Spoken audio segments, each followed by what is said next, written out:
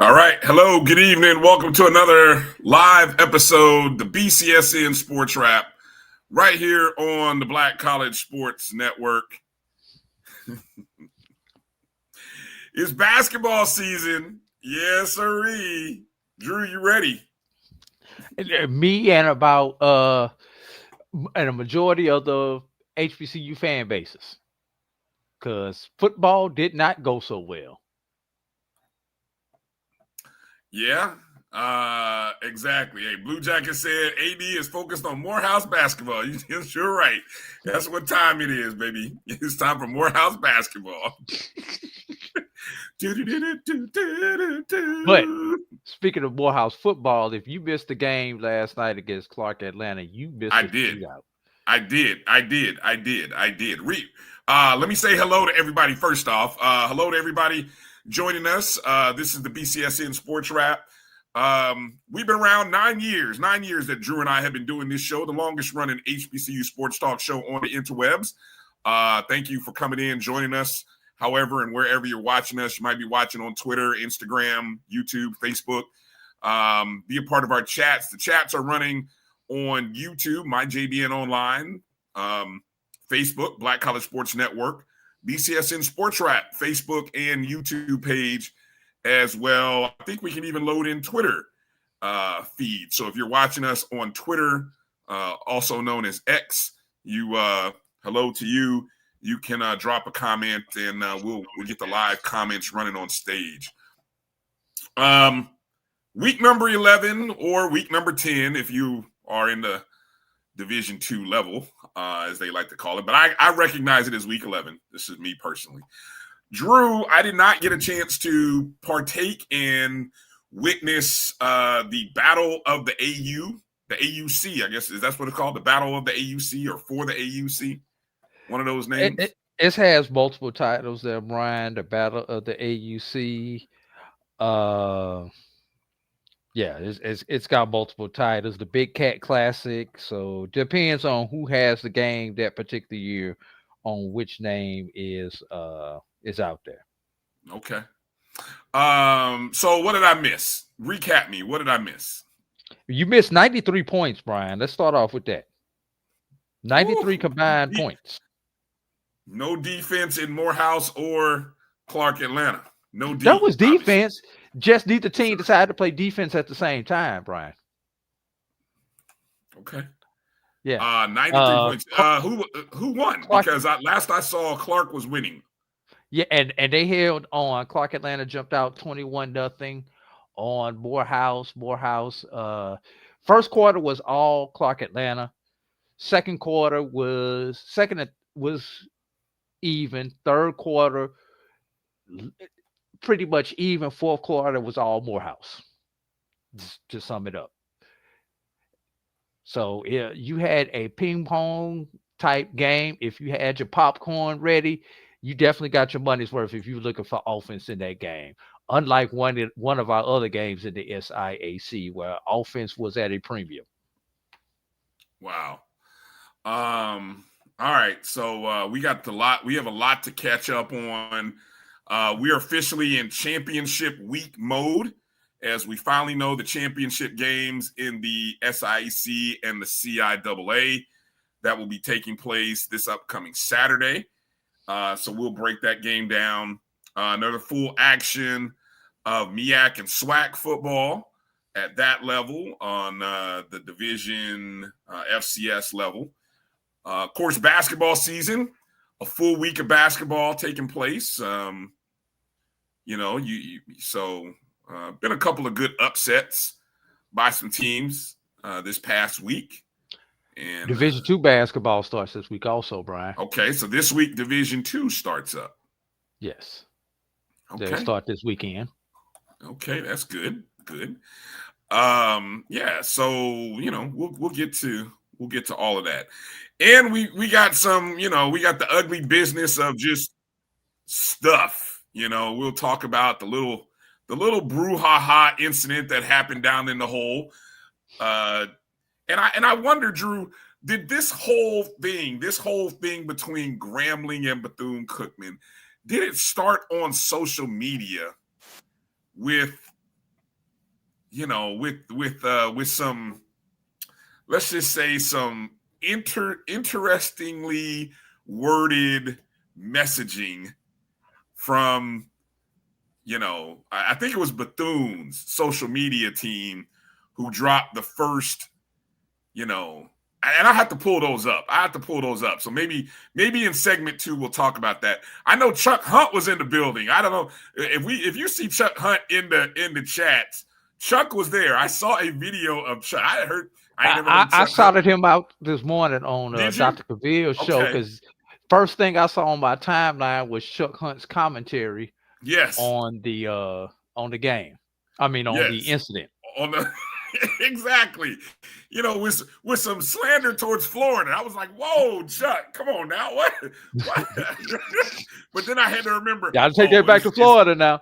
Yeah. Then I had to remember he was talking about them Wildcats, So, the mangy Wildcats, they learn, they know how to muck up some stuff. But anyway, so we'll talk about that in segment 2. We'll get to that in segment 2 because I got some very sharp comments and criticisms that I want to lay out. And is it as sharp as Coach Joseph's comments and criticisms? Well, that's who I'm going after. I got some comments towards Coach Joseph. So you tell me whether I'm off base with my take on his take, and then we'll go from there.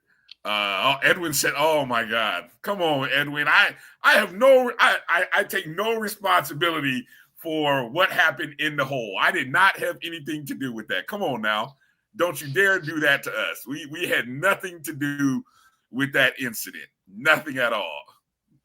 Come on, man, come on, man, stop it. Come on, don't slander us like that, Edwin." Edwin said it started with us, Drew. Come on, man. That's not even fair. That's wrong. How? I was in Atlanta, man. I didn't throw no rocks, man.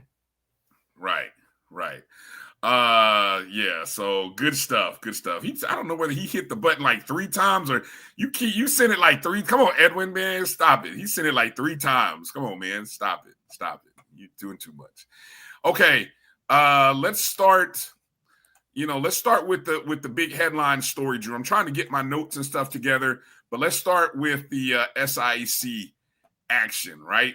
The 35th Fountain City Classic between Albany State and Fort Valley State.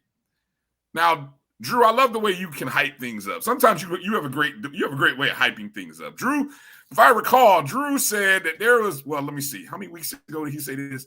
This was obviously before Albany State clinched. But you said there was always a sliver of a chance that Fort Valley could make this interesting. I lied to myself. You did. They did the exact opposite. They got beat 48-3 by Fort Valley State, and Albany State stays undefeated in the SIAC play and finishes the conference regular season perfect.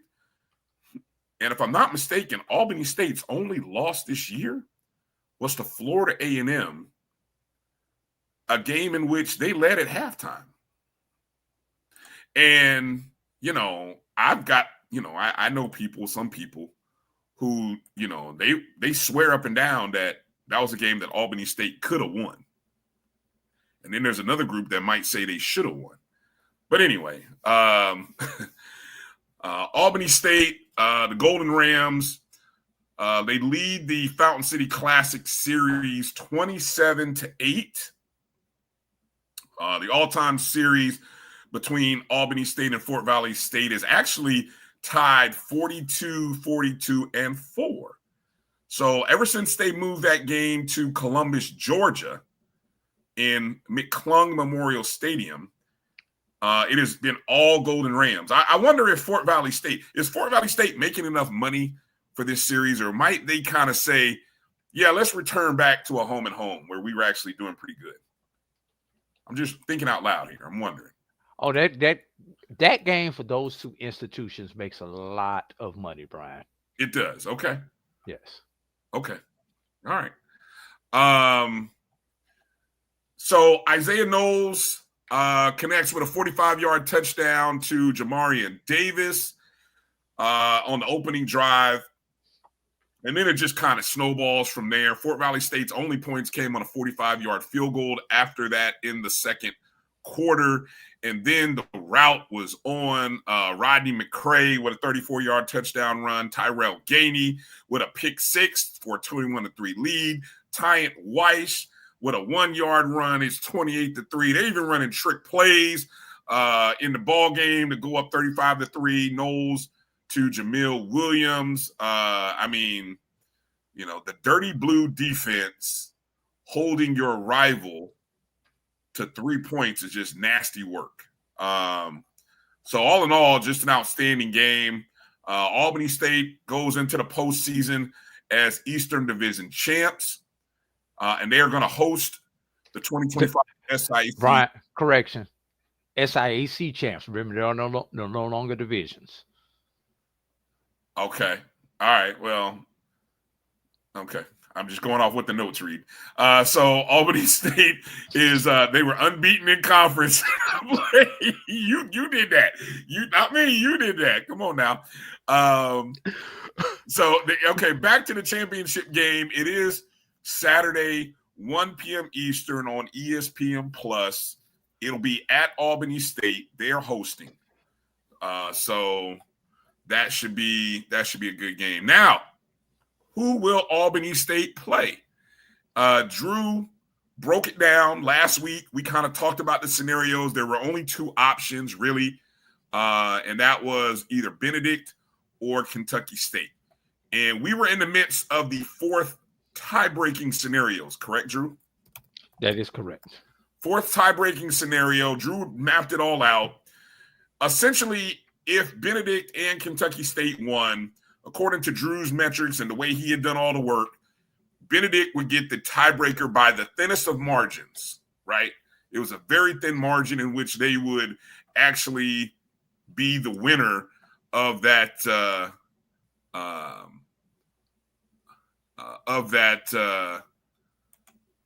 what do you call it? Of the tie-breaking scenarios, right? Correct. Yeah, of the tie-break scenarios. So let's start with Benedict. Okay. Now, we'll start with Benedict. Well, actually, do I want to start with Benedict? Let me start with Kentucky. Do I have Kentucky State? Let me look here. Who did Kentucky State play? Kentucky State mollywopped Lane. Okay. And that's we kind of knew going in of the teams who had the tougher contest. Both of us said it was Savannah State. Savannah State was the tougher opponent, and we weren't wrong because Kentucky State put a 55-0 on Lane on the road. I did not load that into our notes. That's all right. That's all right. Nothing to load there because we knew what was going to happen. We knew what was going to happen in that game. So what that meant was Benedict had to win to get in. If Benedict lost, they're out, and Kentucky State would go to the championship game against Albany State. So this was almost like a semifinal kind of game. And it turned out to be a defensive battle. Benedict has one of the best defenses in the SIAC. I think somewhere around 1 or 2 as one of the best. Benedict would score early. Darius Ocean would score on a 3-yard touchdown pass to Malachi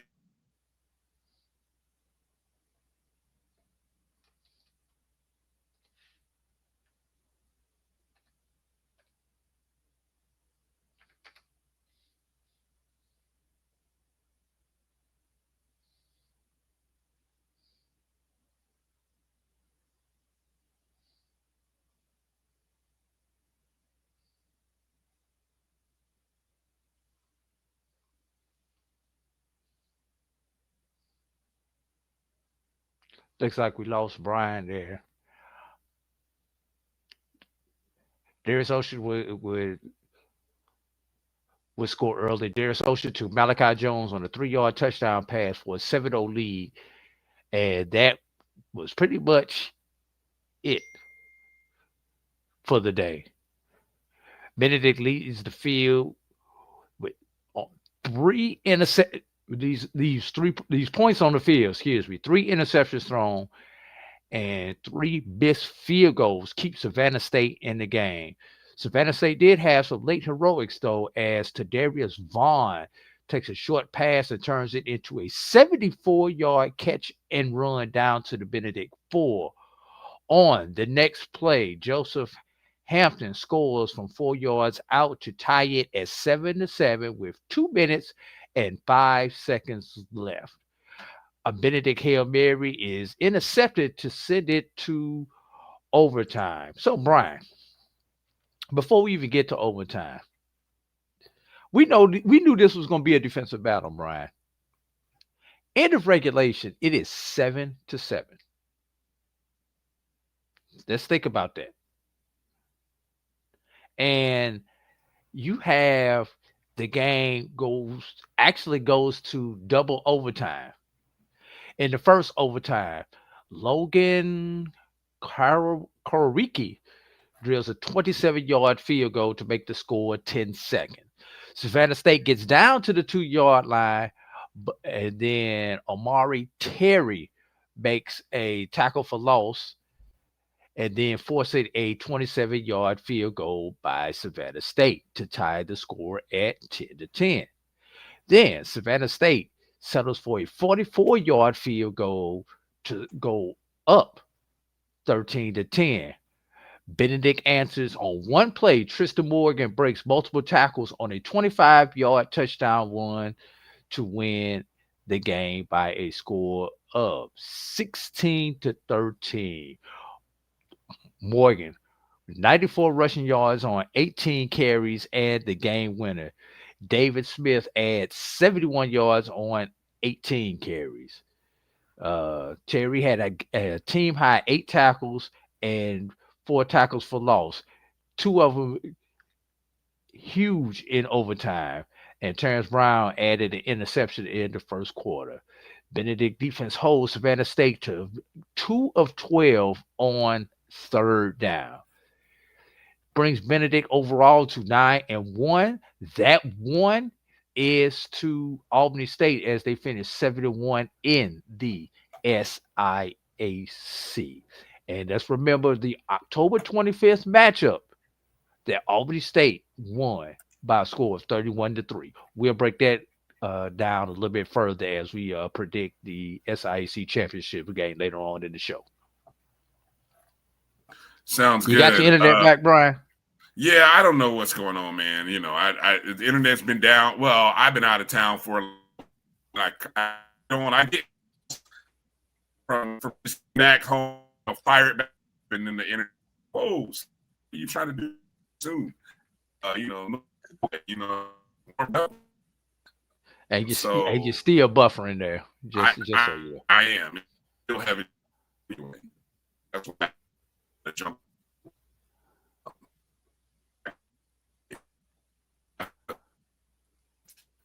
So I apologize if I'm popping in and out here. I can kind of see it on my end.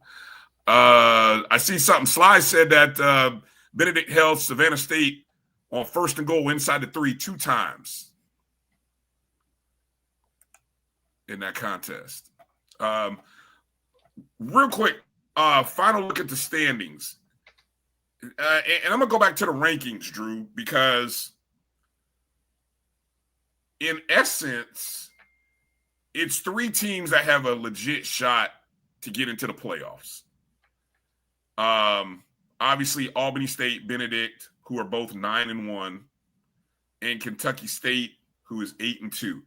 And just remind everybody what their rankings were, the regional rankings, because this was, if I'm not mistaken, this past Monday was actually not the alphabetical order. This was the actual legit order of rank the first one. Is that correct? That occurred on Correct. Monday? Correct. And they were 2, 3, and 5, respectively. Okay. So Albany State 2, Benedict 3, Kentucky State 5. Now, this is what's going to be interesting about this. And this is something that I've noticed from the Division II RAC committee. They don't like rematches. So it's almost anticlimactic. In theory, Albany State could win the game against Benedict and actually wind up dropping a spot because of the rematch. Whereas a victory by Benedict would be more beneficial to them. But here's the interesting thing. You would think Benedict getting to the SIAC Championship game would mean they would be the second-ranked team coming out of the SIAC when it comes to the regional rankings. I beg to differ, Brian, because a loss by Benedict, 2 losses within the same year to the same team, should Kentucky State beat their Conference Carolina opponent, because Kentucky State will be taking on a Conference Carolina opponent this Saturday.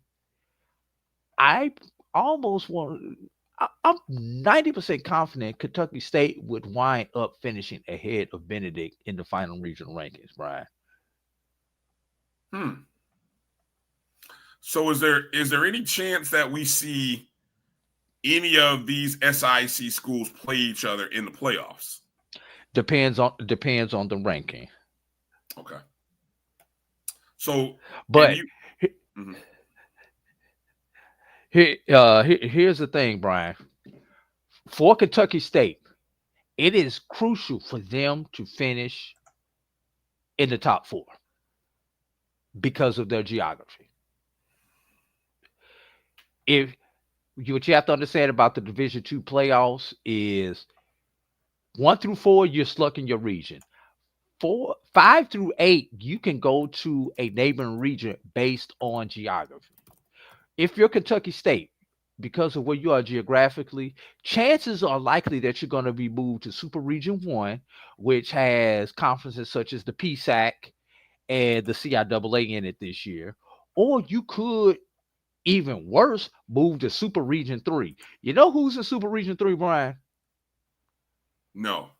You know all those teams that you typically see in the Final Four from the state of Missouri, out that Great Lakes Conference and those and that Mid-Missouri Conference, like Truman State and Northeast Missouri State and those schools.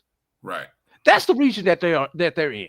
If you're Kentucky State, you don't want to get in that region. I'm telling you, you don't want to be in that region.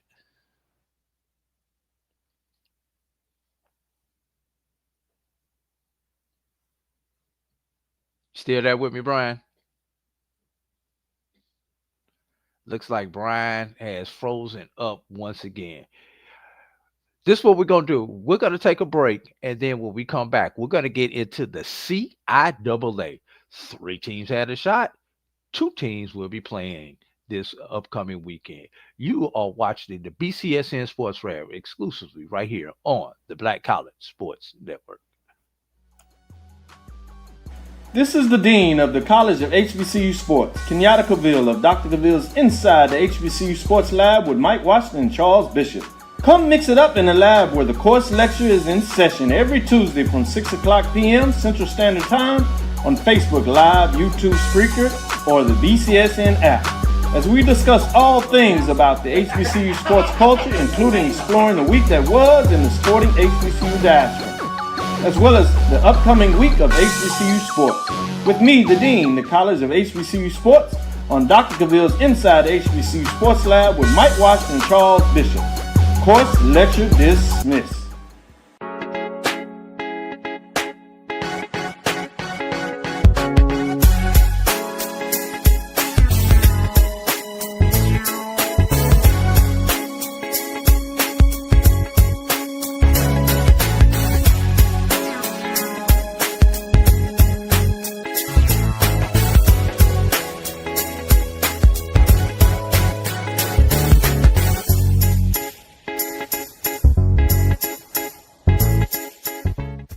It's never too early to plant the seed, to share the tradition, and instill a sense of pride in your HBCU with your little ones. HBCU Pride and Joy Children's Boutique helps you share your school spirit with a wide selection of adorable kids apparel and accessories officially licensed from your favorite HBCU. Visit hbcupridejoy.com and follow us on all social media at HBCU Pride Joy on Facebook and Twitter. For over 30 years, HBCU Image has been more than just an apparel store. We've been a movement, a statement, a legacy. We celebrate the pride, the purpose, and the culture that make historically black colleges and universities legendary. Whether you're a student or a lifelong supporter, our gear lets you wear your HBCU story with confidence and style. Because when you wear HBCU Image, you're not just wearing clothes. You're wearing culture. You're wearing pride. You're wearing purpose. HBCU. College football fans, the Cricket Celebration Bowl is celebrating 10 years of crowning an HBCU national champion. A champion will rise at Mercedes-Benz Stadium on December 13th as the MEAC and SWAC champions clash in Atlanta. Join us for championship football, interactive fan experiences, and iconic marching bands. It's an HBCU family reunion that you don't want to miss. See who will be crowned the next HBCU national champion. For event and ticket information, visit thecelebrationbowl.com.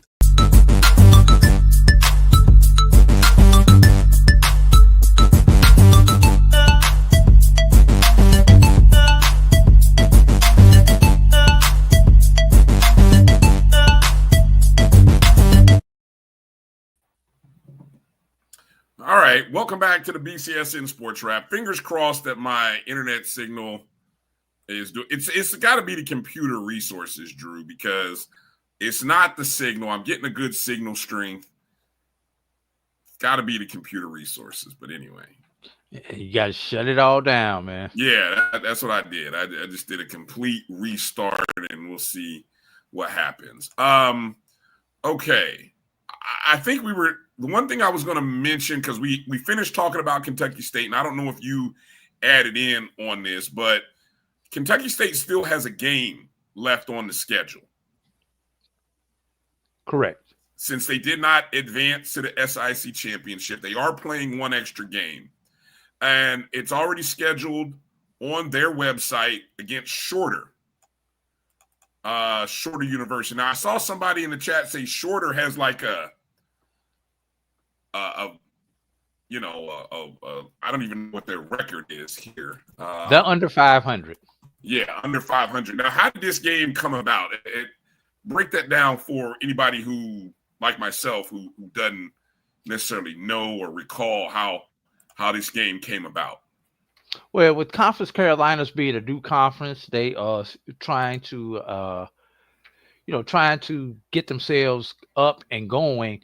There was an agreement reached earlier this year between the two conference commissioners that they would have their third and fourth place teams, because they also have a championship game, face each other as both conferences try to do something to boost their opportunity to get to the Super Region 2.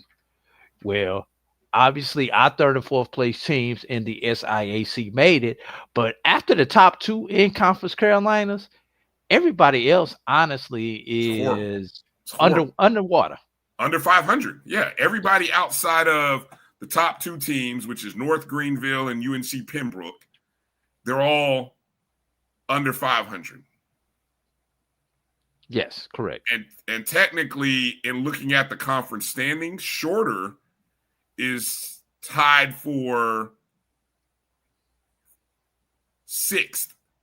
There's only 7 teams in the conference. They're tied for 6, 1-5 in conference play, 2-8 overall.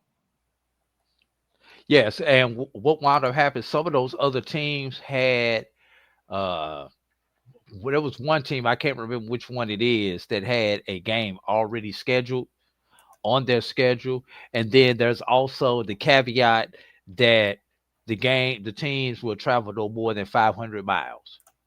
So with Kentucky State geographically being where they're at, that's kind of how that game also fell, where Shorter was the closest opponent for Kentucky State.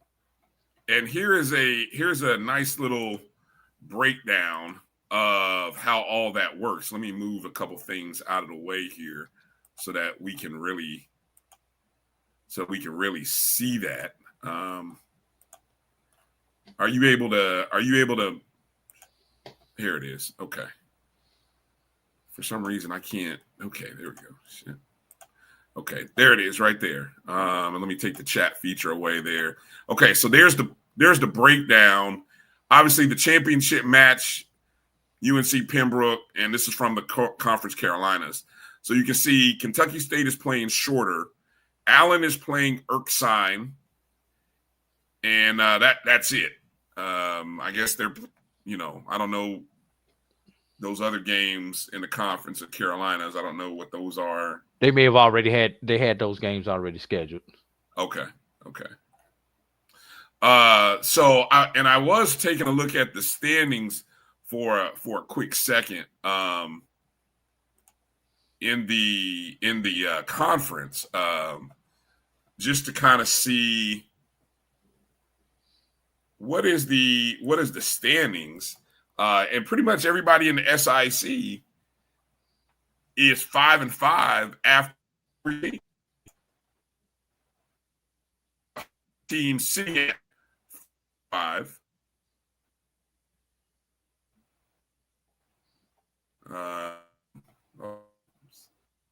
Trying up here. So hold on. Conference. Jesus Christ.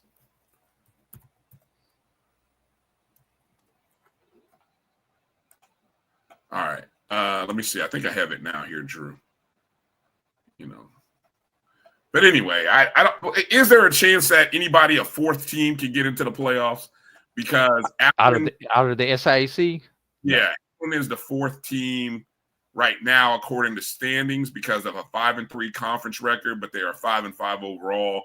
Edward Waters is 4-4 in conference play with a 5-5 overall record. Yes. When Edward Waters decided to lose last week, I think it was pretty much a lock that there would not be a fourth SIAC team. And you know what pains me about that, Brian? What pains me about that is, remember I told you there was still a chance for Morehouse to get in 2 weeks ago? Yes, I remember you said that. We said Savannah State. But you said it, yeah.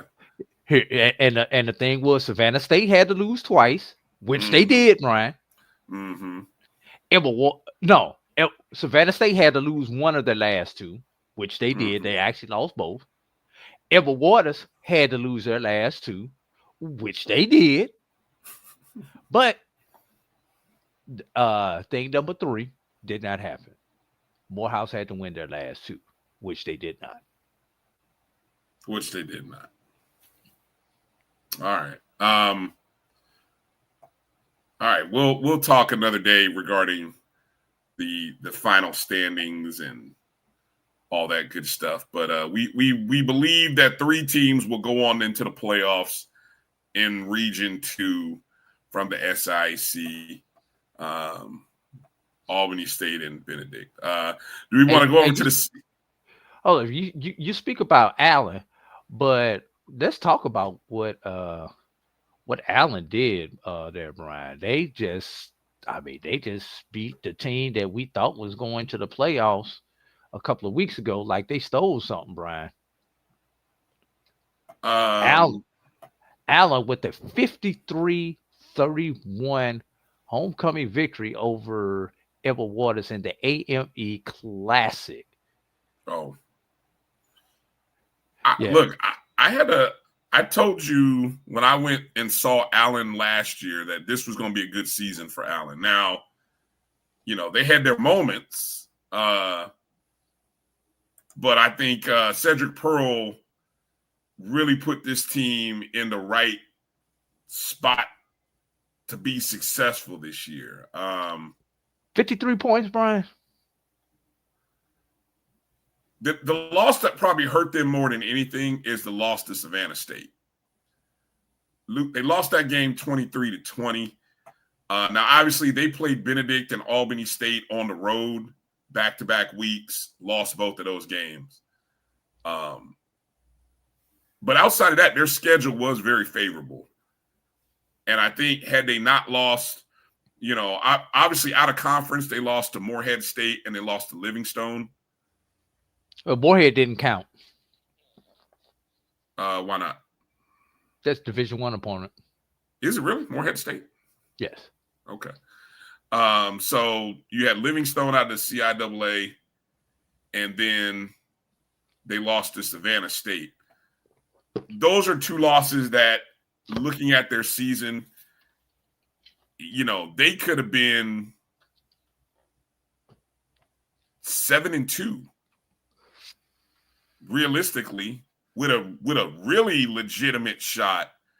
And look, they're going to play this game this weekend, and who knows? So, interesting. The magic number is 8, Brian. 8 wins. If you can get to 8 Division II wins, you're almost 95% guaranteed to get into the playoffs. Okay. That's why that game is important, which is also why the CIAA may be screwed, especially when you consider Fayetteville State. All right. Can we jump over to the CIAA, or do we want to set up the SIAC championship game and talk about that first? No, let's keep them waiting on the championship games, Ryan. Let's go to Fayetteville State. Okay. So it was 3 teams that had a shot going into the final weekend in the CIAA: Virginia Union, Johnson C. Smith, and Fayetteville State all had a shot. And Virginia Union, who did I say? I just said that wrong, didn't I? Virginia State. I think I said Virginia Union. It was Virginia Union, Johnson C. Smith, and Fayetteville State all had legitimate shot. Fayetteville State was taking on Winston-Salem. Virginia Union taking on Virginia State. Johnson C. taking on Livingstone. All relatively interesting games to kind of consider going into the matchup. Virginia Union, of course, taking on their rival, Virginia State. We know how that game, of course, this was a matchup that was the 2 weeks in a row they played last year. Virginia State, I think, won the regular season contest. Then Union turned around and won the championship game. Well, this time Union would make sure there would be no mistakes about who the best team in the CIAA is.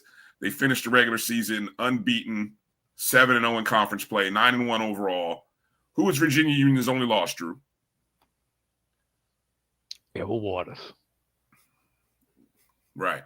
14-3 was the final score of Virginia Union over Virginia State. 15,165 in attendance at Hovey Field. That's more than what we've seen at a few Division I programs this week. Shout out to the folks in Richmond and Petersburg who traveled up to Richmond. Just the whole Virginia State, Virginia Union rivalry itself. 15,165 is pretty doggone impressive for Division II, right? You think? Yeah, that's impressive for somebody Division I's also, Brian. Well, yeah, you're right. You're right. Put some respect on it. Of course, the big story coming in was what would Curtis Allen do as it relates to the record. And Curtis Allen would rack up 151 yards on 26 carries and have 2 touchdowns, the 2 touchdowns that made the difference in the second quarter. That's the only stat you need to know in this contest because Virginia's defense literally shut down Virginia State. And if I'm not mistaken, I was looking at a tweet from my guy, Chris Ferguson. I believe that put Allen, hold on, let me go find it here. Let me get the total numbers here. 2,098. 2,098. Hold on, let me pull it up. I think that was a record, if I'm not mistaken. Yes, that is the record, Brian. So he's the new record holder. Yeah, boy, I feel bad for Jada Byers. Hold on, let me read it here. I'm looking at it here. So Curtis Allen, with the 151 and 2 touchdown, became the program's single season rushing record holder in just 1 year. Was it just 1 year that Jada Byers had it? 1 year. Nasty work, man. Nasty work, Curtis Allen. We've been talking about that man for the last 3 years. He sets the record, and he's soon forgotten. Hey, well, we can't say that, but records are meant to be broken, but damn, not that fast. All right, that was quick, man. That was quick. He did quick work of that. Allen wasn't on the depth chart behind Jada Byers last year. Allen was a transfer. Is that correct? Am I right on that? That's a good question there, Brian. I think. I see Steve. I see WSSU Ram Nation in the chat. What's the background on? Now the question is, okay. Blue Jacket says Curtis Allen did it in 10 games, Byers in 14. So yeah, that talk about even a nastier record. The fact that he did it in that. Can we just stop right there, Brian, and put this in perspective? Please. If Virginia Union goes on the run, this brother could rack up damn near 3,000 yards, bro. 3K on the ground. 3K. Wow. That's pretty impressive. One step further, Brian. How many teams don't have 2,000 yards as a team? I don't know, but he was okay. Thank you, Blue Jacket. He was the backup. He was the backup, hell of a backup last. So he was sitting around watching Jada Byers run records the last season, maybe even the last 2 seasons, and then he gets his role. Hey, I don't know, man. Is anybody talking about Dr. Alvin Parker for all these? As y'all are speculating out there about open jobs, is anybody throwing Dr. Alvin Parker's name out there? I'm just asking. I'm just asking because I don't. If you're not, something's wrong with y'all. If you're not putting his name into the discussion, as you all are out there speculating about who's the next here and there, you got to mention Dr. Alvin Parker's name. He's very happy, I'm sure, at Virginia Union. His alma mater. His alma mater. I'm not politicking for a job for the man. I'm just saying, put some respect on his name in the job search that you all are out there wishing that your school will have. I'm just saying. So, so Virginia Union clinches their spot, the number 1 seed. The more interesting story, Drew. Well, okay, let's go to Fayetteville State. Fayetteville State coming into the contest. What was their standing coming in? Were they 3? They were 3. They needed Johnson C. to lose because of the head-to-head. So Fayetteville State's taking on Winston-Salem State. Sorry, 31. 31-12. Oh, he's not sorry. He's not sorry. I'll tell you why he's not sorry, because based on the news that just came out. Fayetteville State 31-26 over Winston-Salem State. This is just 1 week after losing to Johnson C. Smith in a close ball game late in the 4th quarter. Fayetteville State finishes their season 6-4 overall, 6-1 in conference play. That one loss coming to Johnson C. Smith. Now they beat Winston-Salem State, who drops to 4-6, 3-5. And breaking news that just came out coming from HBCU Game Day 33 minutes ago, the Robert Massey era at WSSU is over. And I have a feeling that that there was some finally. Hold on, I saw did I see someone type finally? Is that what I saw in there in the chat? Anyway, Massey resigned. Apparently, effective date is December 31st. So, Robert Massey. Yeah, he had a 6-year run. Remember, this is the coach who was like an interim coach for a couple years in a row. I want to say it was 3. Yeah. It's like so. And then it's so, if you're not following WSSU Ram Nation, you're missing out. But as Steve so eloquently put, over the last 5 or 6 coaches, he is the only coach to not win a conference during his time. So, and he had 6 years to do it. So, it is what it is, right? Okay, so with Fayetteville State getting in, that means Johnson C. Smith had to overcome the heartache of last year. Again, to set this up, last year, Johnson C. Smith was 8-0 going into the final 2 weeks of the season, only needed to win 1 game to get to the championship. They lost both of those games last year. I know how that feels. Last week, they got over the first hurdle and beat Fayetteville State, a team that they hadn't beaten, on the road at Fayetteville in like over a decade. This week in the longest, is it the oldest? Longest? It was the first oldest. It was the oldest HBCU game. The first HBCU game between Livingstone and Johnson C. Smith. For those who need a little education, which one was Biddle College again, Drew? That would be Johnson C. Right. Okay. This one would go down to Johnson C. Smith getting a fourth quarter touchdown with 4:59 to play. Kelvin Durham to DeAndre Proctor from 24 yards out to give Johnson C. a 26-21 lead. And that would end up being the final score of the ball game. Johnson C. gets the monkey off the back, and they are going to the championship game. I believe it's the first time I saw it. Hold on, let me see if I can find it again. It's the first time since 1972. Drew, before I was even born. Jesus. You too? No, That was my year. That was my year. Man, there's not too many times that we can say, look, we've watched a lot of sports and we've seen it. It's not too many times at this stage in our lives that we can say, this is the first time since I was born that this team has gone and done something. But yes, indeed, the first time since 1972, before I was even born, Johnson C. Smith going on to the CIAA Championship. Boy, if we did what we didn't have in 1972 versus what we have now, it would be, that's a whole podcast in itself, right? That's a whole podcast. Yes.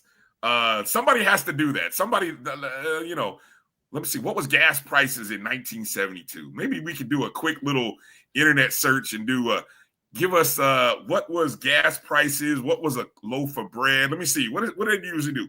Gas prices, loaf of bread, a dozen eggs. What was the number one TV show in 1972? The number one song in 1972. Disco was out, Brian. Disco was out. Disco, right?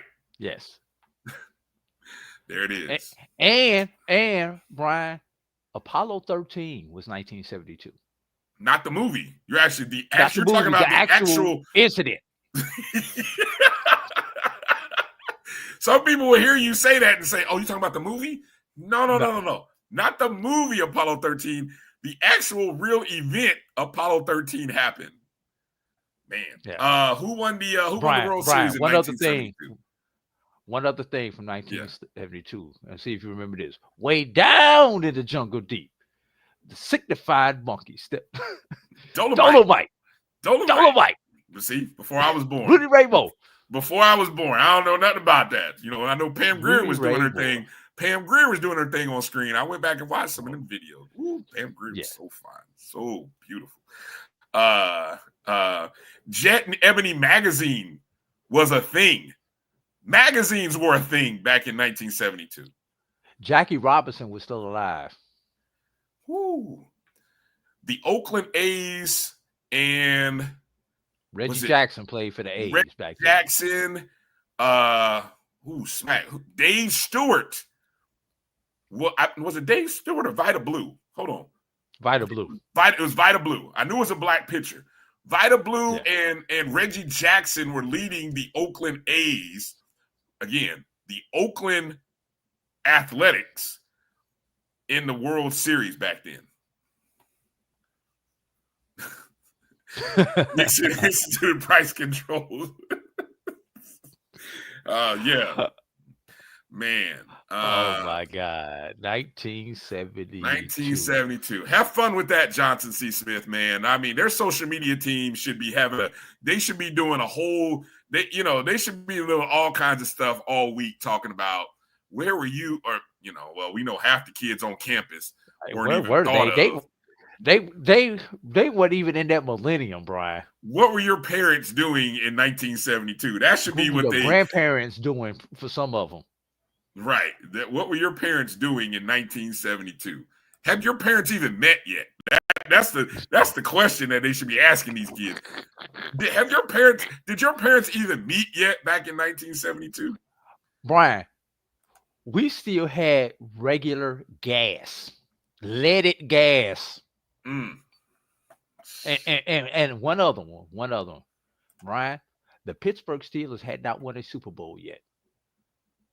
Oh, that's right. Yeah, you're right. Hadn't won one yet. Wow. Congratulations, Johnson C. Smith. So it'll be Johnson C. Smith and Virginia Union in the CIAA Championship game, which I believe is set for the 55th annual CIAA Football Championship will be in Durham, North Carolina. Game time. I'm looking here. I'm looking. I don't see the game time on the website. What time is the game? What is it being shown on? I'm sure it's on TV or streaming or something, right? It's 3:00, and I do not have where it's going to be shown at, but it is at 3:00 on Saturday, 3:05 to be exact.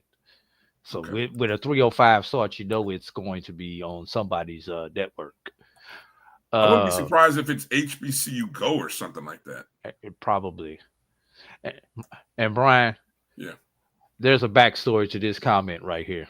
But Jay, I got you, but you got to run the brother next time. That's all I'm gonna say. Yeah. Shame when you having all these fall weddings. Shame. No fall. Don't get married during football season. You know better than that, man. But he probably wasn't into this. He wasn't into the athletics on this level yet. So I'm gonna give him a pass on it.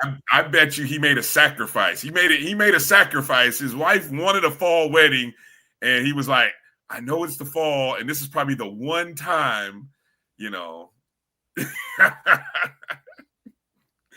Hey, that's a good one. The Milwaukee Bucks had Lou Alcindor. How many of y'all know who Lou Alcindor became? Right? How many of y'all even know who Oscar Robertson is? And it is Emmett. It's Robert's son, not Robert. Robert, yes. Robert, Robertson. Come on, Oscar Robertson. He wasn't related to Jackie Robinson. Just saying. The Big O.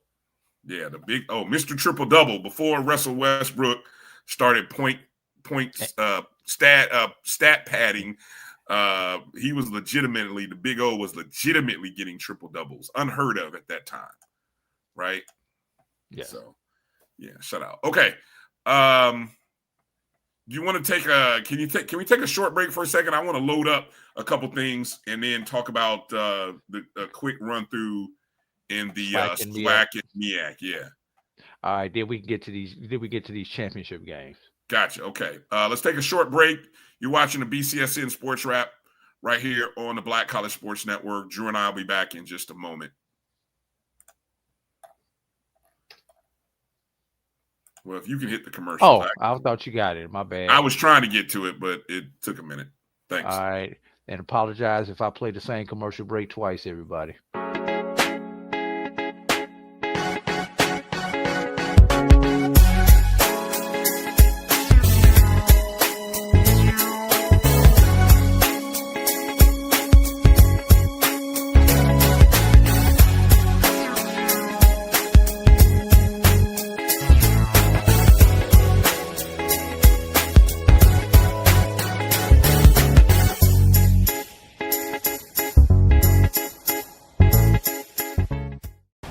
Football fans, the Cricket Celebration Bowl is celebrating 10 years of crowning an HBCU national champion. A champion will rise at Mercedes-Benz Stadium on December 13th as the MEAC and SWAC champions clash in Atlanta. Join us for championship football, interactive fan experiences, and iconic marching bands. It's an HBCU family reunion that you don't want to miss. See who will be crowned the next HBCU national champion. For event and ticket information, visit thecelebrationbowl.com.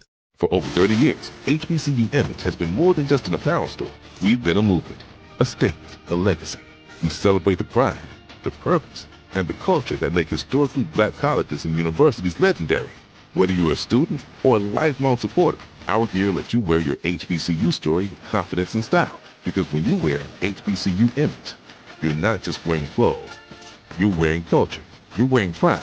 You're wearing purpose. HBCU. With over 25 years of serving our communities, Destiny Financial Services, a division of Global Life, is here to help you and your family through difficult times.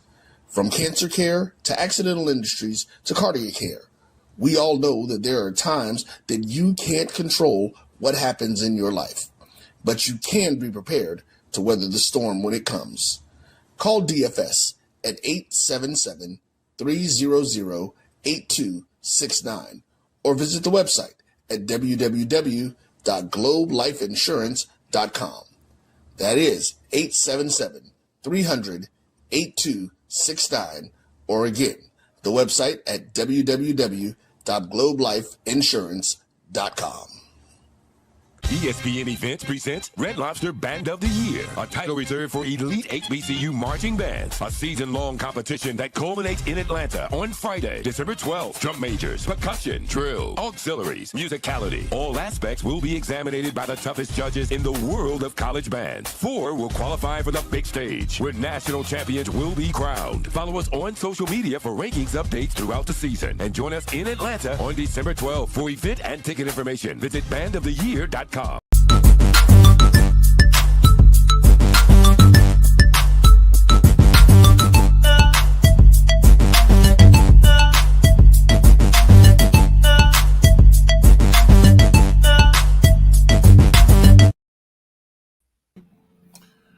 All right, welcome back to the BCSN Sports Wrap. Brian Fulford, A.D. Drew here, trying to catch up on a few things from the past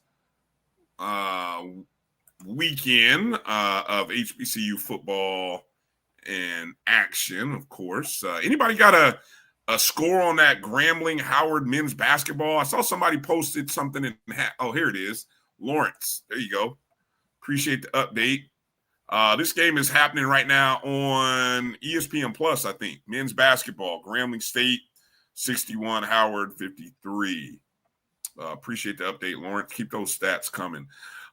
Speaking of basketball, real quick, before we get into talking football again, I think some of the big upsets over the weekend, you had UAPB's women going on the road and getting a win at Memphis.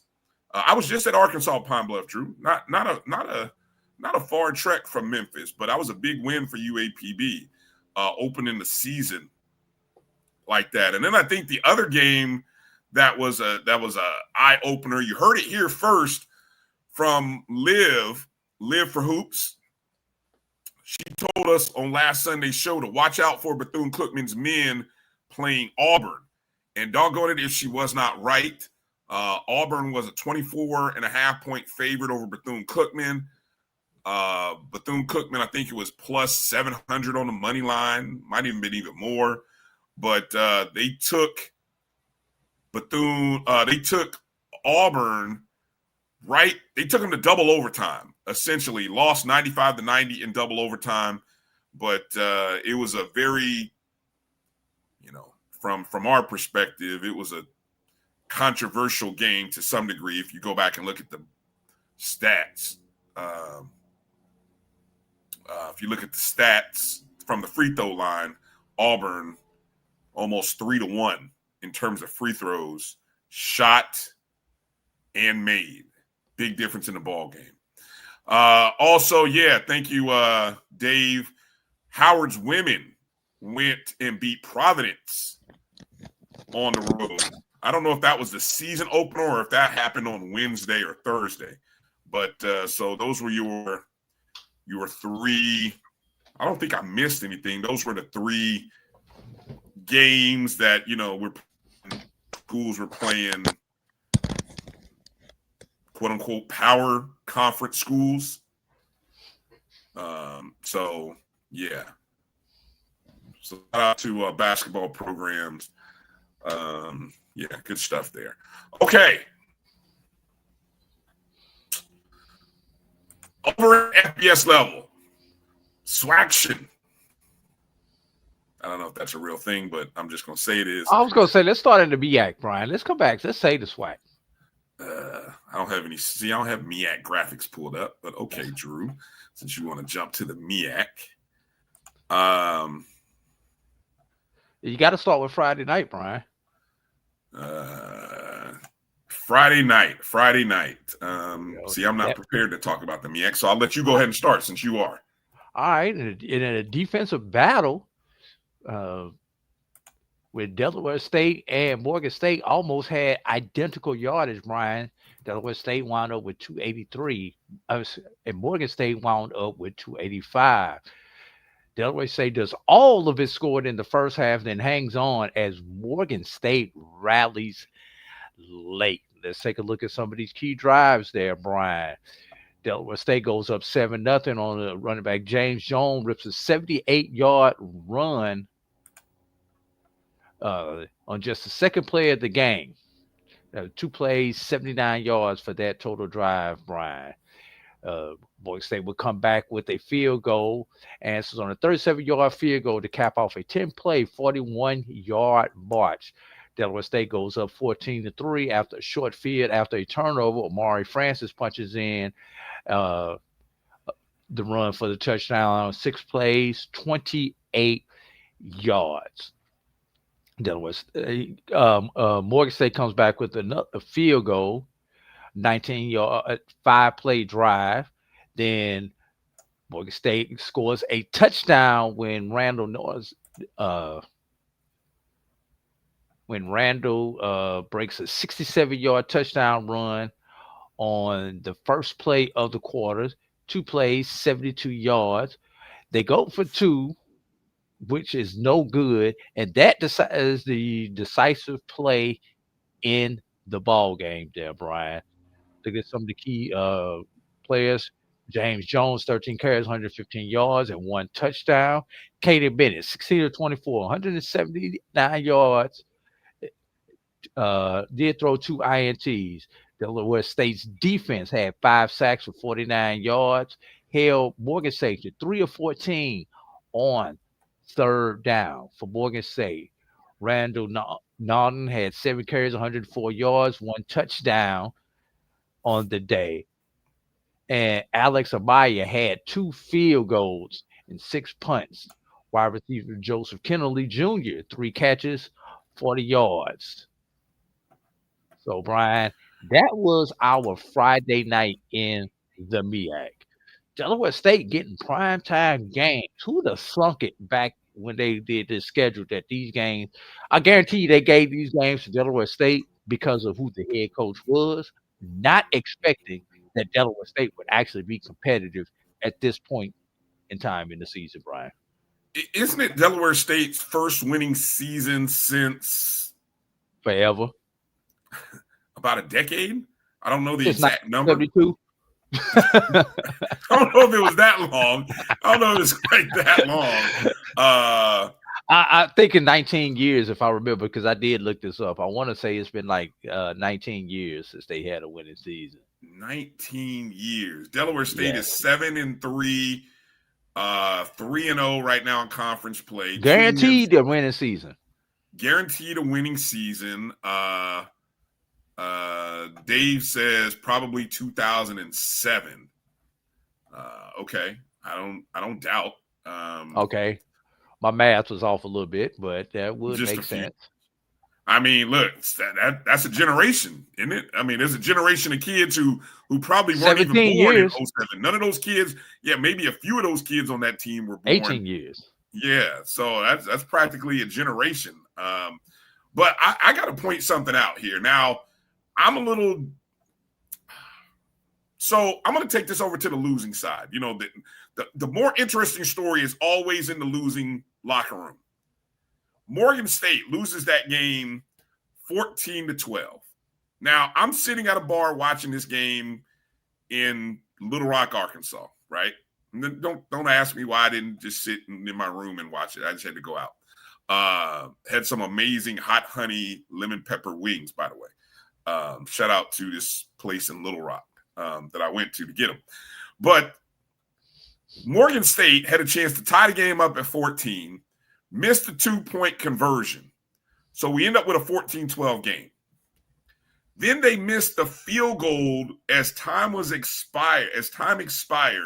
Wasn't even close though, Brian. But how far away was that? How far away was that kick? It would have been a career long for the kicker. Oh, what would it have been? Okay, so it was mid 40 somehow, but it was wide right. And I think it might have been short too. Way wide right. It was way wide right. It was like, didn't even stand a chance. But it brings me to this. Morgan State is sitting at 3-7. 5 of those losses, Drew, all by one possession. And if there's anybody who has had a worst string of losing games this season, Morgan State would say, hey, hold my beer. Because of those 5 losses by one possession, here's how this all – I just looked it up because I thought of this as I watched that ball go wide right. I said, damn, another loss in the last minute for Morgan. Okay, opening the season against Towson University, the Battle of Greater Baltimore. They had Towson on the ropes. They're up 22-20 or 22-21. They end up losing with 24 seconds to go. Lose to Towson 27-22. Okay. Fast forward to the Circle City Classic. Now, this one actually went their way, but it probably shouldn't have because Miles College was on the verge of kicking what would have been a go-ahead field goal that would have given them a 3-point lead under a minute to go. Instead, with the score tied at 17, Miles blocks the kick. And I'm talking, this was like a chip shot kick, Drew. This is maybe about a 25-yard kick, maybe less. It's blocked, returned for a touchdown. Morgan State avoids losing to a Division II team 24-17. Woo. Okay. The following week, they lose to Georgetown University on a Hail Mary, 27-24. Okay? They go ahead and win homecoming against a school that's not even a Division I team or an NCAA or an NAIA school. You can figure it out. Then they go to D.C. And if I'm not mistaken, in overtime, they lose at Howard 33-27 in overtime. Okay? Then they travel to South Carolina State. And the game was probably closer than the score. So they had cut it. They actually outscored South Carolina State 30-3 in the fourth quarter. But they lose by 6 points. They lose 36-30. Okay. Then you add this game. 5 games, all within a possession, Drew. 1 score. Now, I don't like doing the hot seat thing. But what's the vibe? What is the vibe for Damon Wilson now in his 3rd year at Morgan State? Are you close? Are you any closer than you were before Damon Wilson in year 3? Or are you willing to let it let's just see what happens one more year with Damon Wilson. And again, I'm not calling for any jobs. I'm just asking the question. Drew, care to answer? And Morgan State upcoming, they got Norfolk State at Norfolk State, and then they host North Carolina Central to end the season. This is the anti-Southern of 2024, Brian. Remember, Southern was a team last year that won games like that. Mm-hmm. So, I mean, you have to think that Lennon, stop it, Lennon. Hey, look, him and who is it? Banks. Banks called. He's got the graphic and everything. He's got Ed Reed on the sideline in Morgan State. Let me find it. I'm gonna find that. Go ahead, finish your conversation. I'm gonna see if I can. Man, there's no comeback after that, man. But anyway, I think Damon is good for one more year, though.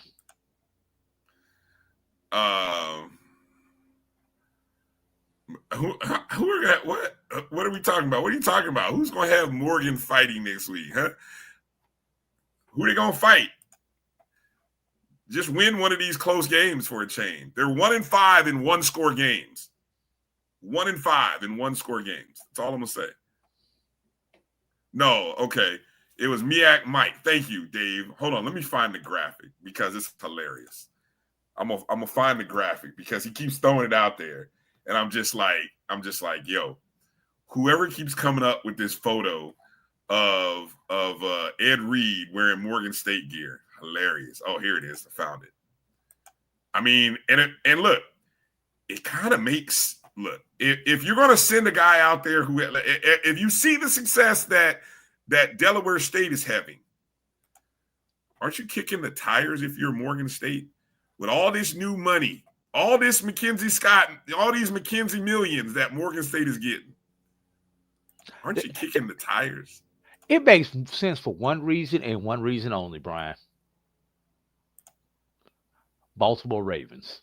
That's the only reason it makes sense. That's my point. That's what I'm saying. That's why it makes sense.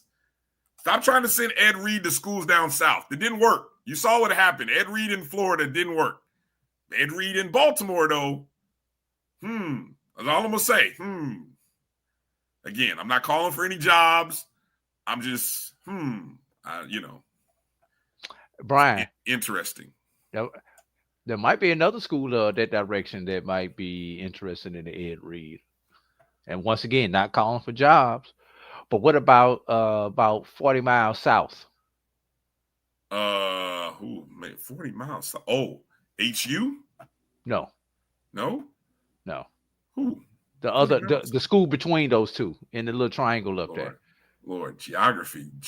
Geography is not my strong suit. Division right 2, Brian. Division 2. I'm at a loss, Drew. Help me out. Tell me who. Bowie. Bowie? Yes. Would Damon let me not do this. Let me not do that. Damon wouldn't be going back. Would Ed consider going to a division? Would Bowie want? Would they? How quickly would they accept Damon Wilson back at Bowie? I'm talking about Ed. Well, I'm talking about Damon. How about that? I'm just saying. Let me stop. Let's stop. Okay, let me stop. Brian, breaking news. Lenny Wilkins, long time. Lenny Wilkes. Lenny Wilkins. Is it long time basketball coach? Wait a minute. Let's get the name right first off. Is it because in the chat, see, you get folks Lenny in the Wilkins. Chat get names it's wrong, Lenny left Wilkins. and right. Is it's it Lenny Wilkins? Yes, okay. It's Lenny Wilkins. Okay. Long-time basketball coach, also a Hall of Fame basketball player, passed away. He died and he was 88 years old, 15-year playing career, 9-time All-Star, twice led the league in assists. Then he was a player coach for 4 seasons with the Seattle Supersonics and the Portland Trail Blazers, led the Supersonics to the 1979 NBA title and was NBA's Coach of the Year in 1994, won 1,332 games. That ranks number 3 all time. He coached in 2,487 games, which is the most in history. And he won the 1996 gold medal as a coach. That would be Dream Team. Is that considered Dream Team 2 or Dream Team 3? What was the year again? 96. Is 94 considered Dream Team 2? Yeah, 96 is Dream Team 2. So it would have been Dream Shaq. Team 3. That's Shaq, Reggie Miller. There was a couple carryovers from Dream Team 1 that played on 2. Yeah. But that was the Atlanta. That was the Atlanta Olympics in 96. The Atlanta Olympics. Yeah. Here you go, Brian. He is one of only 5 men to be in the Naismith Basketball Hall of Fame as both a player and a coach. And here are the other 4. John Wooden. Ever heard of him, Brian? I have heard of him. Yeah. Bill Sharman. How about that one? Not soft. Tommy Heinsohn. Celtic legend. Bill Russell. Another Celtic legend. Yes. So those are the 4. And last thing, Lenny Wilkens has the unique distinction as being not only a top 75 player in NBA history, but also one of the top 15 coaches in NBA history. Talk about 2 distinguishing careers, Brian.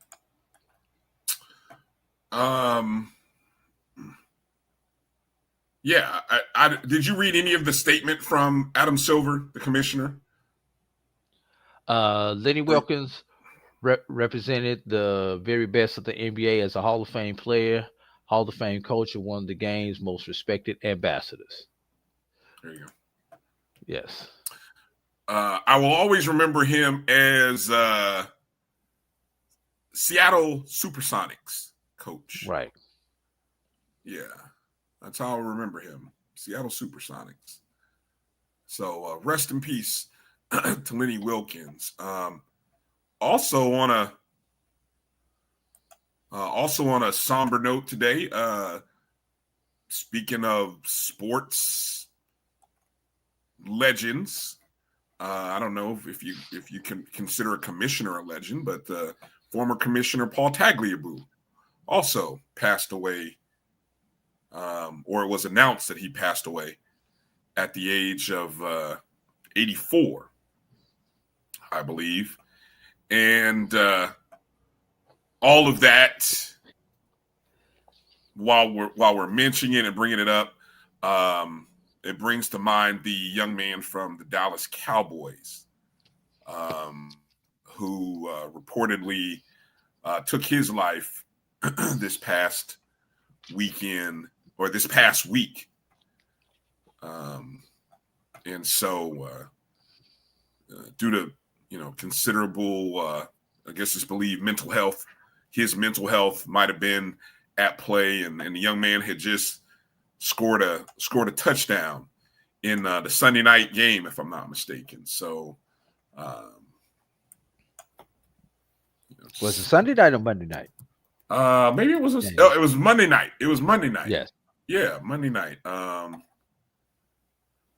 Marshawn Nealand. 24 years old. So it all comes for us. Tragically, a little too young for Mr. Nealand, but Commissioner Tagliabue, Wilkens, and Coach Wilkens impacted a lot of lives, lived a great life, I'm sure, or at least that's what appears. So very sad. Prayers and condolences to all of those, and it's just a reminder every day to live life to the fullest. All right, so since we detoured, real quick mention of the rest of the MEAC games. South Carolina State 42-12 over Howard. Put a pin in Howard. They're done. Might be Larry Scott done. I didn't call, not calling for jobs, just asking the question. South Carolina State. I gotta ask. I'm asking the question, Drew. North Carolina Central got a 30. I think it was 31. Was it 31-28 win over Norfolk State? Yes, Close. 31-28. Yeah, Back man, and forth matchup. score. Interesting Shootout score. with 3 lead changes in the game. And big plays on both sides, Brian. Who is left on the schedule for South Carolina State? Now we know one of those is Delaware State. Who's the other one? Is it Central? Central and Delaware State, both on the road, Brian. Okay, so I have been very, I'm just going to say it, unimpressed with South Carolina State to date. I don't think I have them even ranked in my top 4 when I voted for on the rankings for Dr. Cavill's top 7 rather. I think I have them floating around number 5 maybe, or 6 even. That could change after these next 2 weekends. Because I just don't know who South Carolina State is, Drew. I mean, we understand they have a great coach,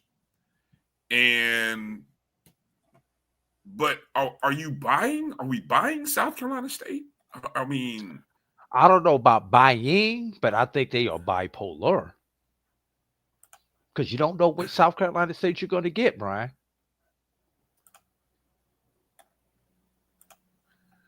I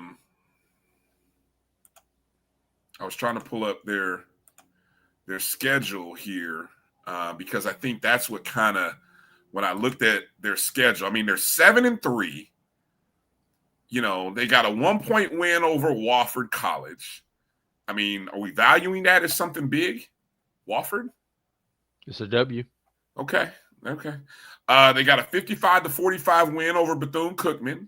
No fights. That win looks better now than it did then. They lost 31-24 to Charleston Southern. And they only beat North Carolina A&T 22-16. Did I say that appropriately? They only beat A&T 22-16 because, not because of anything great that A&T is doing, but because of what people have been doing to A&T. I'm sorry to say that, Dave, and our Aggie folks, but they have been getting boat raced in the CAA. So the question is, who is South Carolina State? Are they the team that can only beat North Carolina A&T by 6 points? That lost to Charleston Southern? That gave up 41 to Bethune-Cookman? Who is South Carolina State? I guess we're going to find out these next 2 weeks, huh? Last question. Will South Carolina State versus Delaware State be the game to decide who wins the MEAC?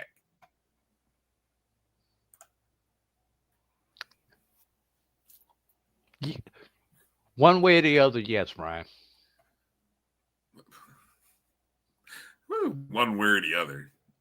Well, because even if South Carolina State loses to Central, that game is still going to determine who wins the MEAC, because assuming Delaware State beats Howard, they still would need a victory in that game, because a South Carolina State loss to Central, but a South Carolina State victory against Delaware State will create a 3-way tie, Brian. So some way, somehow, that game is going to determine the MEAC title.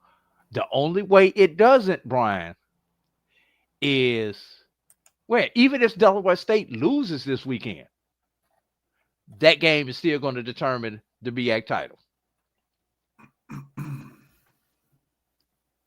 Okay. That's your de facto MEAC championship game, Brian. So you pointed out something very, very interesting. South Carolina State goes on the road for their last 2 games. Delaware State hosts at home their last 2 games. And while North Carolina Central essentially needs help at this point, I mean, they obviously have to beat South Carolina State to even still have a shot, but then they have to hope that South Carolina State beats Delaware State to end the season. And then we're looking at whatever MEAC-ish scenarios there are. Yes. Beautiful. Love it. All right. Can we jump to SWAC? SWAC it up. All right. SWAC scores from the weekend. My graphic will load up. One more time, but it won't load. Can you hit the graphic there? I don't know why it's not loading up for me. Hit the SWAC scores. There it is. See, it worked for you. The return of Fred McNair to Alcorn does not go well. Alcorn with a 35-17 victory. Alcorn State has won 3 games in a row, Drew. They celebrating in the locker room after every win. I mean, where is it? Can this Alcorn State, is this Alcorn State a dare I say, a threat to the I love? I mean, it's a different Alcorn State than the team the first half of the season. That's the only thing that Alcorn State could be a threat to, because they have nothing coming in the West. So the only thing that they could do is upset the apple cart by beating Jackson State at this point in the season, Brian. Okay. I don't want to hear from the I love that's in the chat that it won't happen. We're just pointing out fact, everybody, because Alcorn State cannot win the West at this point. That's the only thing they have to play for, is to knock Jackson State off.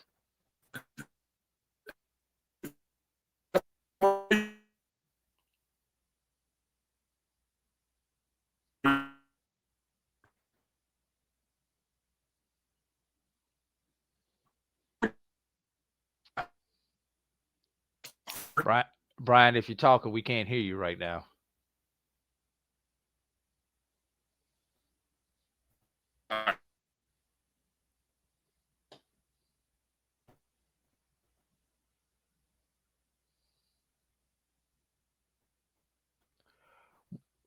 While we continue.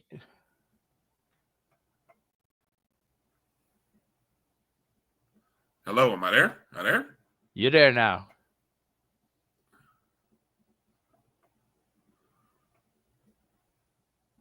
All right. Are you back, Drew? I got you. Am I back or you back is the question. Well, I mean, that's the thing. I mean, it's something on my signal, so I mean, just kind of pick it up if that happens again. Anyway, I was just going to mention. I was trying to, but you kept coming in, so. Oh, sorry. What happened to Alabama A&M? Remember when there was a couple of weeks when we were all excited about what they were doing over there? What happened to Alabama A&M? QB1, QB2, QB3, etc., and etc. They're okay. So I didn't know they lost that many quarterbacks. Really? Well, you got to remember they lost QB1 before the season even started due to eligibility. Brian, they opened the season with QB2. Well, I don't know. Did they really? I mean, who you're talking about, Hodges? Yes. That's who I thought would have been QB1, but, let them tell it. But okay. And then Quad Brown, right? He got hurt. And what the backup was doing he's out. So now you're saying QB3 is gone too. Yeah. I mean, it's something about the state of Alabama being allergic to starting quarterbacks right now, Brian. Gotcha. Speaking of Alabama, the Hornets 44 over Texas Southern. No antibody, no problem with the Hornets. What's the latest on the very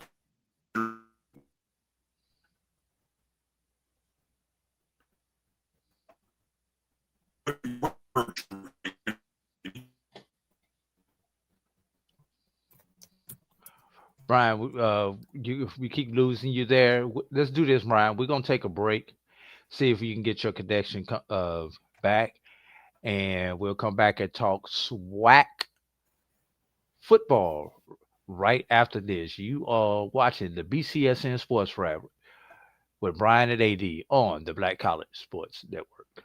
This this is Brian Fulford. A.D. Drew and I are co-hosts of the BCSN SportsWrap. We talk about all things related to HBCU athletics. From the games, teams, coaches, and fan interest stories, we cover it all. You can find our shows on Facebook at BCSN SportsWrap, YouTube at MyJBN Online, and everywhere you listen to podcasts like Anchor, Spotify, Google, and Apple Podcasts. You can also find the show on the JERICHO Broadcast Network's app. Make sure to download. We look forward to you joining the conversation and being a part of the show. The Cuvée Group is a Florida-based marketing and training consulting firm. We help businesses communicate to their target audience and engage them in conversation. We also help to expand their audiences, which will ultimately result in growth for those organizations. In addition to being a certified constant contact specialist, my colleagues and I are also certified in John Maxwell Leadership Principles. We use these proven principles to conduct workshops, training, and private coaching sessions for individuals and companies looking to take things to the next level. Contact us to schedule a free consultation. Issues today, don't delay, call Cuvée. For over 30 years, HBCU Image has been more than just an apparel store. We've been a movement, a statement, a legacy. We celebrate the pride, the purpose, and the culture that make historically black colleges and universities legendary. HBCU Image, a Kenny T's company. College football fans, a champion will rise in Atlanta on December 13th. SIAC champion, SWAC champion, the 10th Cricket Celebration Bowl, crowning an HBCU national champion. For event and ticket information, visit thecelebrationbowl.com. ESPN Events presents Red Lobster Band of the Year. Returning to Atlanta on December 12th, 4 bands will qualify for the big stage, where 2 national champions will be crowned. Follow us for rankings updates throughout the season, and join us on December 12th. For event and ticket information, visit bandoftheyear.com. When it comes to professional learning, teachers deserve better. From the leader in online learning, Stride brings you the Stride Professional Development Center, an on-demand library of mobile-friendly courses that gives teachers choice and flexibility, allowing them to learn anytime and anywhere. Our dynamic courses provide bite-sized learning and help educators advance their knowledge while also gaining professional development hours. It's time you take charge of your learning. Visit us today to get started.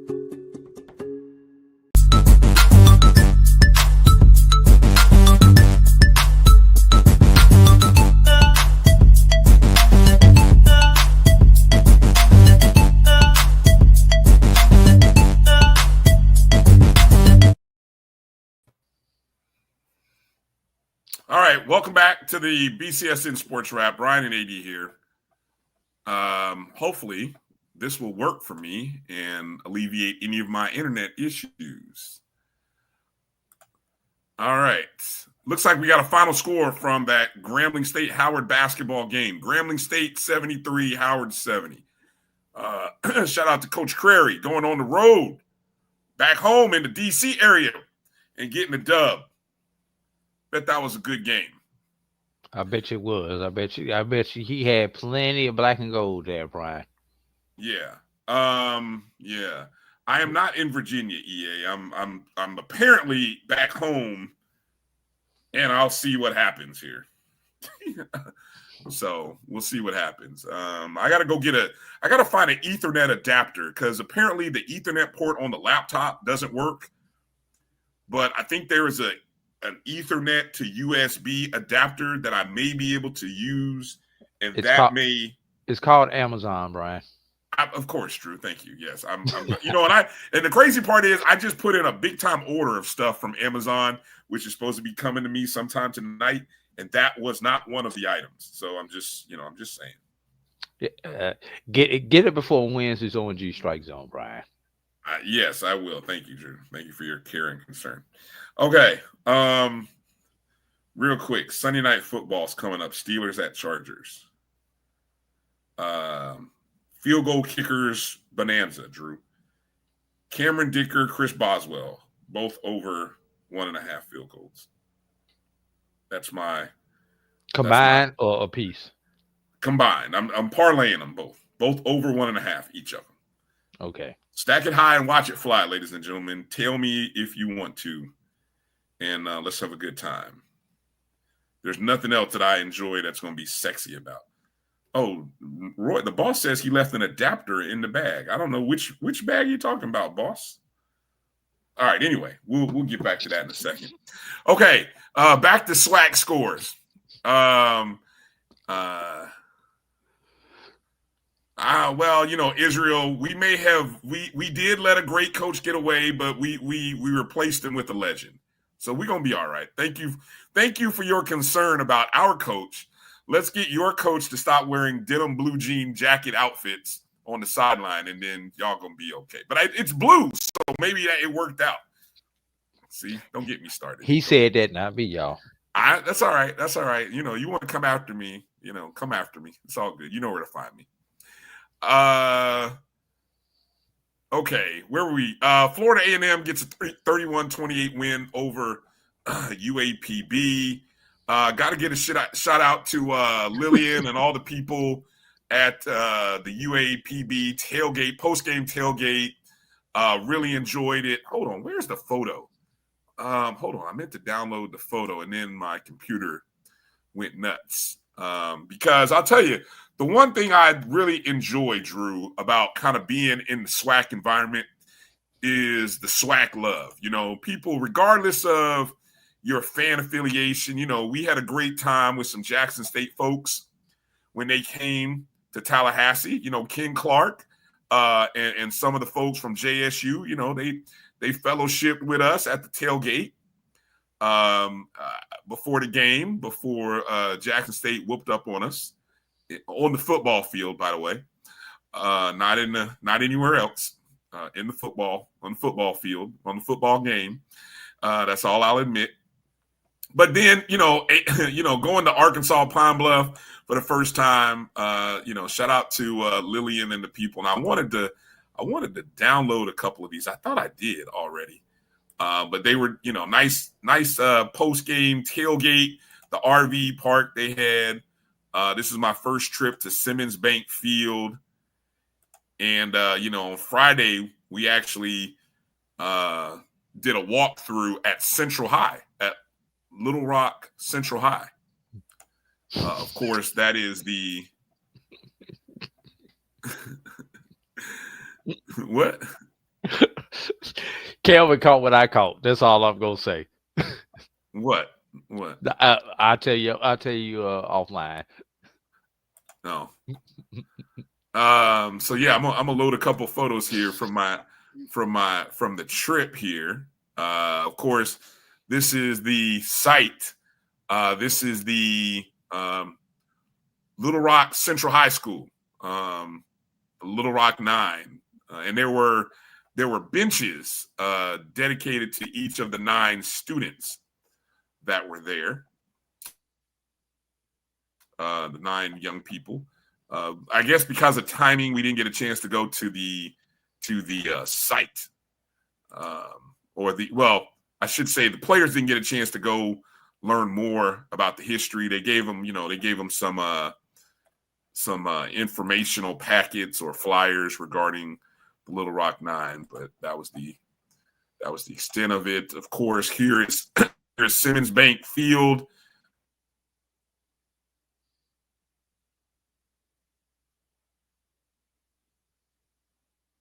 Yeah, we lose them again. I think we may have lost Bryan again, as he was talking about FAMU and Arkansas Pine Bluff. Let's continue on around the SWAC.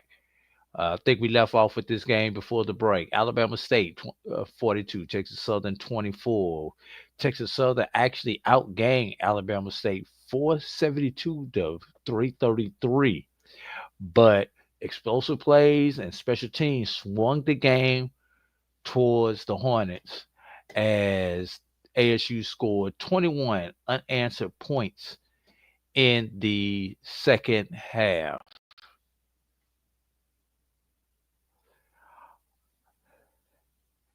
For Alabama State, Tashawn Smoot was 9 of 13, 215 yards, 1 touchdown, no INT. Jalen Jones, 3 catches, 148 yards. Marcus Harris II had 4 carries, 21 yards, and 3 rushing touchdowns. And Nehemiah Hickson with a 99-yard kickoff return for a touchdown for Texas Southern. KJ Cooper was 25 of 35, 220 yards, 2 touchdowns. Also rushed all 10 times for 37 yards. Ethan Renfro, 18 carries, 145 yards, 1 touchdown. And Trenton Leary, 6 catches for 45 yards and 1 touchdown. Moving on around the SWAC, Brian. Hold on. Because I know before we were talking about the Andrew Body injury, right? Yes. Okay, so this comes from HBCU Sports, Kendrick Marshall. This was about 3 days ago when he posted this. He said Alabama State quarterback Andrew Body will reportedly not be lost for the season after sustaining a shoulder injury, according to a report. HBCU Legends reporter Kyle Mosley, we know Kyle, indicated that Body, who was injured in the Hornets' 31-28 win over Prairie View, could return to action in approximately 2 weeks. Now, if I'm mistaken, didn't he have a shoulder injury? Yes. At Texas Southern at the end of that last season? I don't know if it was last season, but one of those 2 years ago. I mean, 2 years ago. His second year at Texas Southern. Yeah, okay. I wonder if it was the same shoulder. He did have shoulder. Yes. Okay. I wonder if it's the same shoulder. Yeah, I wonder if it's the same shoulder. I have to reach out to Kyle. So if you follow the tea leaves of the report, 2 weeks would kind of put it right about the time that Alabama State would play maybe the Turkey Day Classic and then be ready for the SWAC championship game. If Alabama State were to play in the SWAC championship game, because that's all really that's left for them, unless, they need help. They need Jackson State to lose one more game in order to have a shot at the SWAC championship game, correct? Correct. Okay. All right. That's it. So much for, I was going to show you some other stuff, but when I lost my connection, the pictures lost. But go ahead. You were going somewhere with the SWAC recap. I was going to Prairie View 48, Alabama A&M 5, and the battle of the 1890 schools, Brian. If y'all don't understand that reference, look that up. Anyway, the Panthers rolled up, count on Brian, 607 total yards. 394 through the air, 213 on the ground, and 48 unanswered points after trailing 5-0. Talk about dominance. Prairie View averaged 10 yards per play, Brian. 10 yards a play. I mean, Alabama A&M got in the second quarter, got a 33-yard field goal followed by a safety, and everything after that was all Prairie View, Brian. So I don't know what more we really need to go into this game about. There's really not a whole lot. Prairie View defense here, Alabama A&M to 204 total yards, Brian. Is the magic number 1 for Prairie View? Yes. 1 win. Yes. Right. 1 win. Because they've beaten the teams head to head who are behind them in the West. All right. So there it is. 1 win. And Prairie View is in the championship. Okay.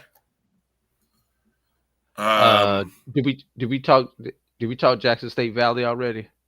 No, there's nothing to talk about there. I just give it quickly because they are in the race, and we've got. Didn't you read the score? Isn't that it? Did we read the score? What else do we have to say? They won. We're contractually obligated to do a little bit of Jackson State, Brian, because if not, we know we don't want to hear this from these folks. Go ahead. Anyway, Jackson State overwhelms Valley with 217 yards on the ground, 241 through the air, and a defensive touchdown. As the Tigers control both sides of the line of scrimmage and never allowed a touchdown, Brian. Some of the outstanding performances for Jackson State. Jared Lockhart, 21 of 27, 241 yards, 2 touchdowns, no interceptions. Nate Rembert, 6 catches, 97 yards, and those same 2 touchdowns. Ahmad Miller, 19 carries, 87 yards. Travis Terrell, 10 carries, 56 yards. Running backs galore. Denero Davenport, 7 carries, 29 yards, and a touchdown, 11 yards in the air. And Janaelan Dupree, 22 yards, 22-yard rushing touchdown, and then 4 catches for 58 yards. And Mike Smith III, a 60-yard pick six. Top performer for Valley. Christian White had 3 catches for 51 yards. So that's about it on that one. Now, you done? Oh, okay, you finished. Yeah. Okay. Now, Brian, the one everybody wants to talk about, Brian. Oh yeah, Chuck Hunt once again. Great job there going live. I wish I actually would have caught it while it was live, Chuck. Can I play the video? We've got actual video. I downloaded the video. Oh, come on, Brian, go for it. This is halftime, coming out of halftime, Bethune-Cookman at Grambling State. A big game, by the way. I mean, Bethune-Cookman tied for first in the East. Grambling State sitting at 6-3 in second place, I believe, right? In the West.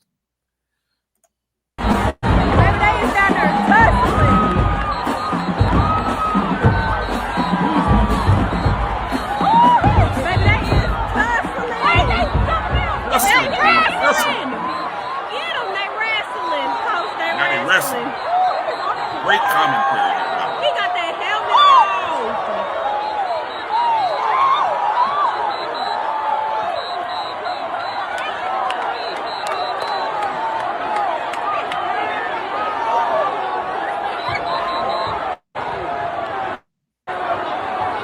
Baby, this is ghetto. Yes, it is. This is why y'all in the sweat. Oh. This is ghetto. Black slander.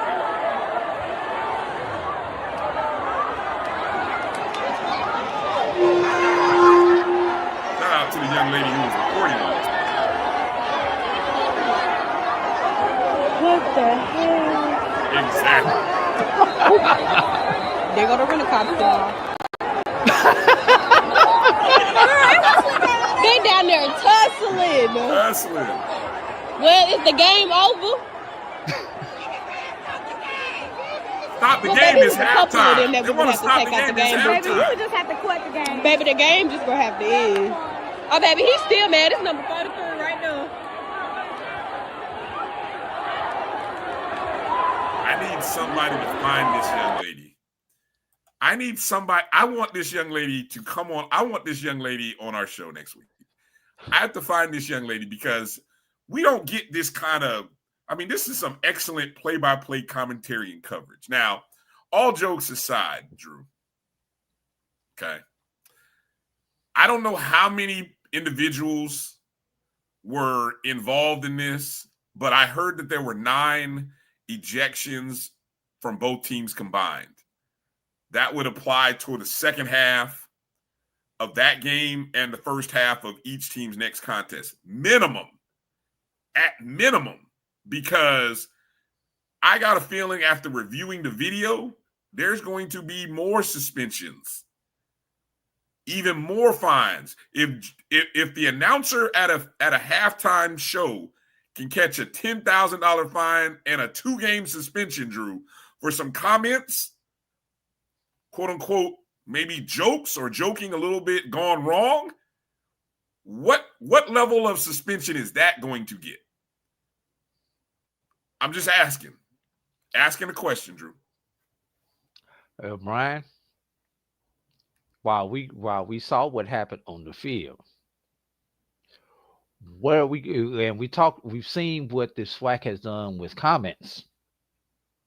Where does that put Coach Mickey Joseph at with his post-game comments? Well said. Now, before I play the post-game comments from Mickey Joseph, there is only one walkway to and from this game to the field at Grambling State, right? So let's go to the comments post game from Coach Mickey Joseph, the head coach of Grambling State University. Here, you got to make sure, as a coach, support staff, that all your players come down. If you're gonna walk down there and take your time, and now it's 3 minutes and 30 seconds on the clock, and we're standing on the stairs, and you got 4 or 5 kids who's just walking down, taking their time. Listen, to at the end of the day, I'm thinking like, well, no, they know what they're doing. They taking their time, so we're trying to give them the respect. So by the time we got to go, we can't wait on 2 players, but they should never leave their players. Who leaves their players? Who leaves their players over there knowing that we got to come down? But see, that's what I'm talking about. That's the disrespect stuff. And we're not going to tolerate disrespect here at Grambling. You won't disrespect us. We're going to meet disrespect with disrespect. Because be responsible, get your kids out the locker room, make them get to the field. They came down on the field, they walked on the field. That's disrespecting the game, first of all. So that's my perspective. And I told him after the game, I said, you can't leave your kids up there. You can't leave your kids up there. So we talked. I know we're going to hear, I'm going to hear from my AD. I'll talk to my AD. He'll talk to his AD. And, I told him, I said, if they fine us, then you know what? Where'd you pay?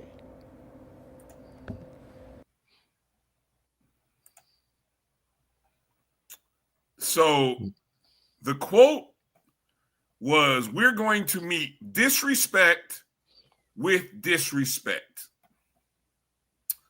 Now, Drew, as a leader of young men, a leader of young Black men, I understand. Thank you. I understand what bothered Coach Mickey Joseph about everything, but that was the wrong thing to say, Coach. Because how many times have we seen young Black men shoot each other over disrespect, meeting disrespect with disrespect? Oh, he stepped on my shoes. Oh, he bumped me in the club. He bumped me on the street. He looked at me funny. Well, we're going to meet disrespect with disrespect. Young kids in the street meet disrespect by killing each other. Over what? So when we go back to seeing the post-game video or the in-game video again, and you see some of the throws and the punches. No, I'm sorry, Coach. I'm sorry. That's the wrong thing to say. And he's like, and I don't know, he said it in a way as if, oh, I'm going to hear from my, you damn sure right you're going to hear from the AD, because if I'm the AD of Grambling State, who I have had the pleasure of meeting, help me out with the name here, Drew. Travion Scott. Travion Scott. That's the wrong message. That can't be allowed to exist and be a soundbite that plays on with this event because of what I just said. Young people probably in the state of Louisiana have died and killed each other over disrespect. And here you got the coach talking about we gonna meet disrespect with disrespect. It's a damn football game, Coach. Yeah, they took long coming on down the field, down the long hall, long walkway, and et cetera, et cetera. That's the wrong answer. Wrong answer. Let me show the statement that comes from the Grambling State president here, Drew. And before you get that, that's what I was going to say. He need to be worried about. The hell with Travion Scott.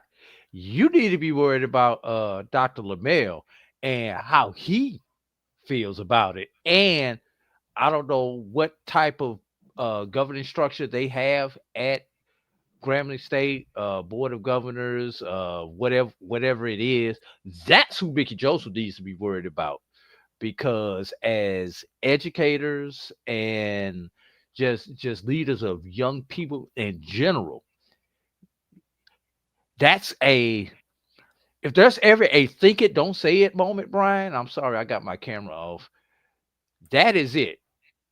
You may think that, you may feel that in your heart, in your soul, but you cannot let that we meet disrespect with disrespect come out of your mouth when you are in a position of leadership.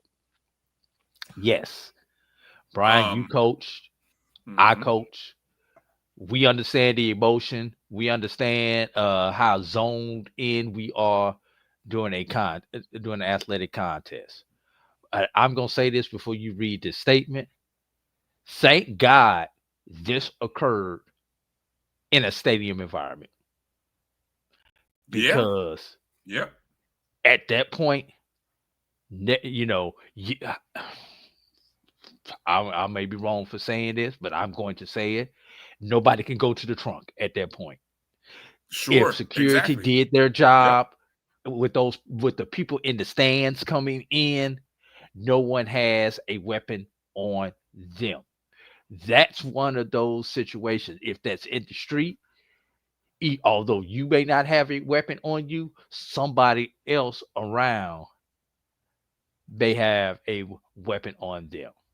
But anyway, go ahead. And that's my point about what he said.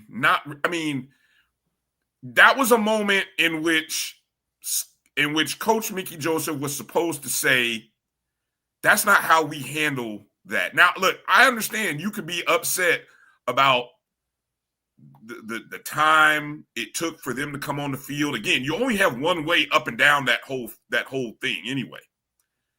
And so as the host, you got to wait for the other school. I get it. And they may be taking long, and they may feel like it's disrespectful how long they taking. But come on, we're talking about a game.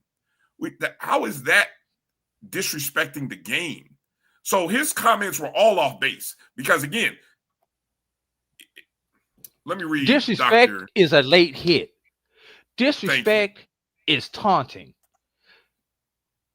Who knows why those two players were in the locker room? Have we even figured that out?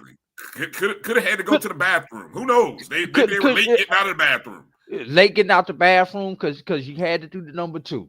Could have had to get your ankle retaped. Who knows why they were in there? May have had to get some extra treatment because of a nick or a bruise in that first half. Come on, man.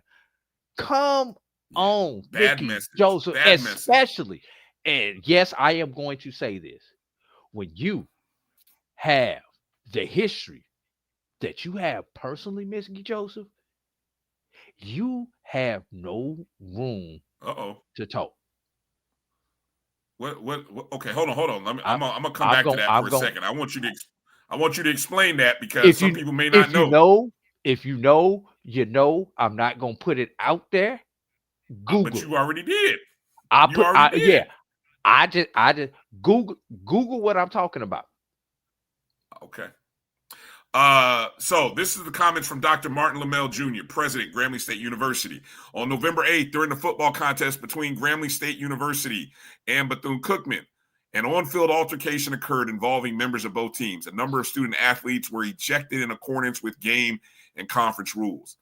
GSU takes this matter seriously. The university has long held fast to the values of respect, discipline, and excellence, both on and off the field. A full review is underway in collaboration with our athletic department and the conference to determine the facts and respond accordingly. Grambling State remains committed to providing a positive, competitive, and character-building experience for student athletes and to representing the community with integrity. Updates will be provided as appropriate. I did not find any such comment or response from Bethune-Cookman University or Bethune-Cookman Athletics. Maybe there is. I just didn't see it online when I did a search. But that comes up quickly when you go to look at Grambling State University. That comes up. Okay. So if I'm not, again, if the conference, the Southwestern Athletic Conference, can find the comments of Joe Bullard at Florida A&M University, the band director, 2 games and fine the school $10,000. Those comments post-game are worth a fine. And I'm going to even go so far as saying if there's not at least a 1-game suspension for those comments. I mean, we're talking about how young black men deal with conflict, Drew. And if we're not helping educate these young people in athletics that, hey, when there is a situation like that of disrespect, we don't handle it with more violence or worse, killing somebody. That's not the way to handle it. You got to turn the other cheek. You got to look away. You got to move away, go a different direction, find a way to resolve the conflict peacefully. If we're not sending that message, then what are we doing? So, I'm not in the commissioner's office. I'm not playing commissioner for a day. But if I was playing commissioner for a day, Drew, Mickey Joseph would catch a 1-game suspension and a hefty fine, like 25 G's. Bryan, I'm sorry. The commissioner should not have to really step in at this point. And let me explain this. This is on Grambling at this point, Bryan. Those comments.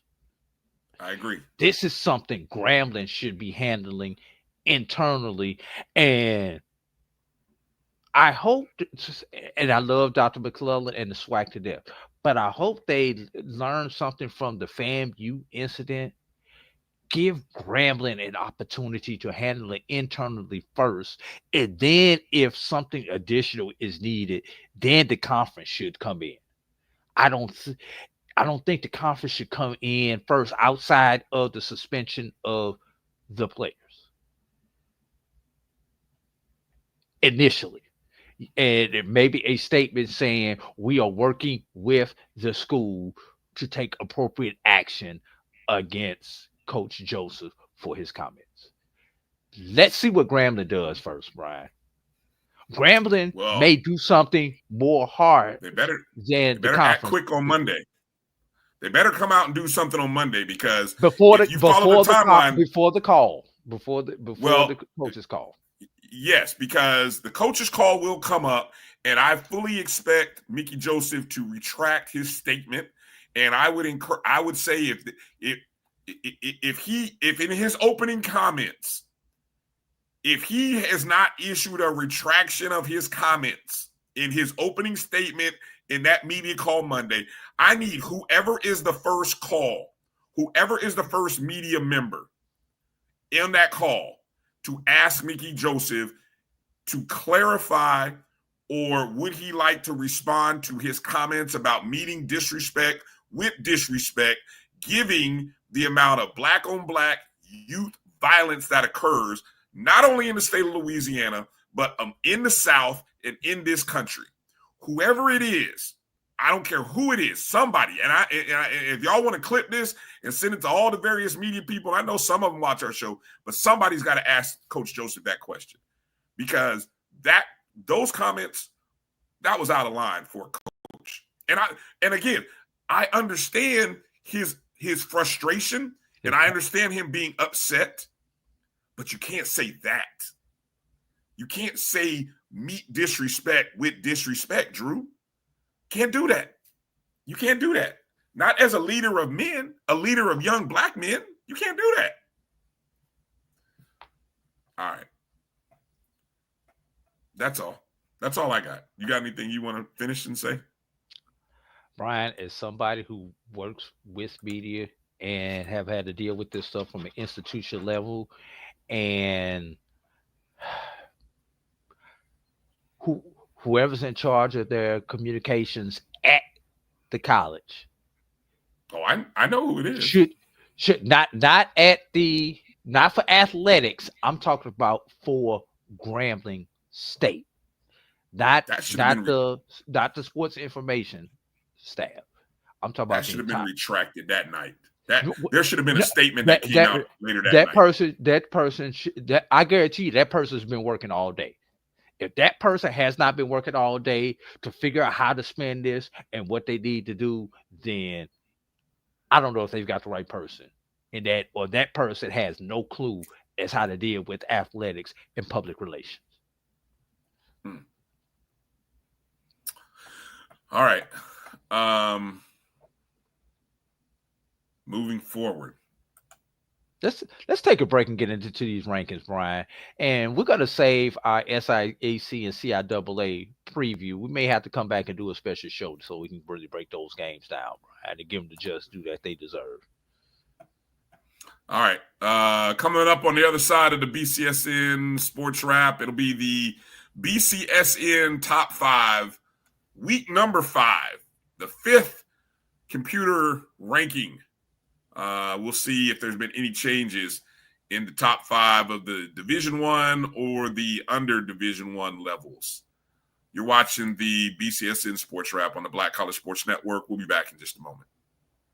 You're looking for the latest information on Southern University sports, the Southwestern Athletic Conference, and HBCU athletics. There's only one place to go. Tune in to the Carlos Brown Show, exclusively on the Black College Sports Network. Planning an event? From weddings to corporate functions, CMJ Events LLC brings over 15 years of experience to make your vision a reality.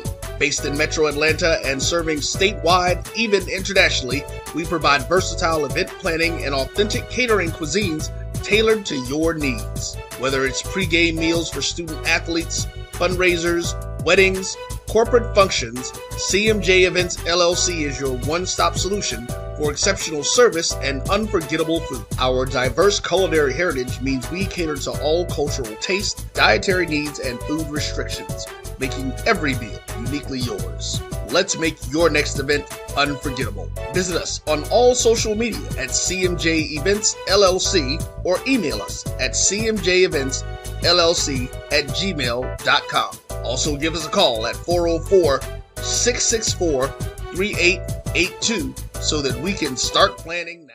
College football fans, a champion will rise in Atlanta on December 13th. MEAC champion, SWAC champion, the 10th Cricket Celebration Bowl, crowning an HBCU national champion. For event and ticket information, visit thecelebrationbowl.com.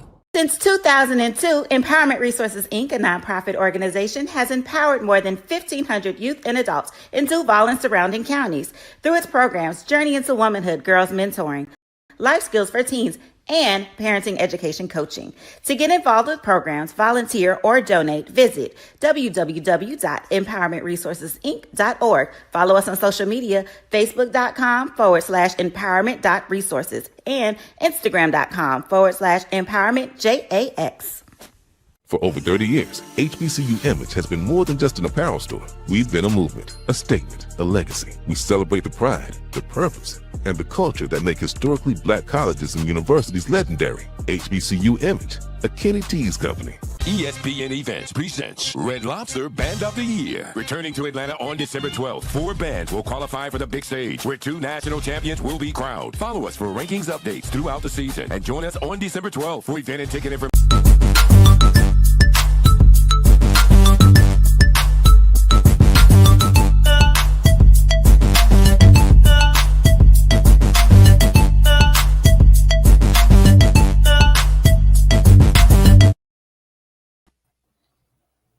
Welcome back to the BCSN Sports Wrap. Brian Fulford, A.D. Drew here. Having some computer issues today on my end, so I'm doing all audio with that beautiful mug there. Drew in his home studio. Want to make a mention on Tuesday. It's Veterans Day in this country, so I wanted to take a minute before we get into our top 5 ranking and salute all of the men and women that serve or have served in any number of the armed forces that have served our country, whether you've gone into combat or not. We appreciate and thank you for your service to this country, and it's a deep commitment that you make, and your families as well. But I think I can speak for Drew and say that we salute and thank you for your service to this country. And so that's Tuesday, ladies and gentlemen, just in case you didn't know or you forgot. Veterans Day is Tuesday, November 11th. As a matter of fact, Brian, if we have any veterans who are in the chat, just drop it in the chat, just so we know and we can salute you. Yeah, please do. Let us know, where, what division you served, or where you served, and so yeah.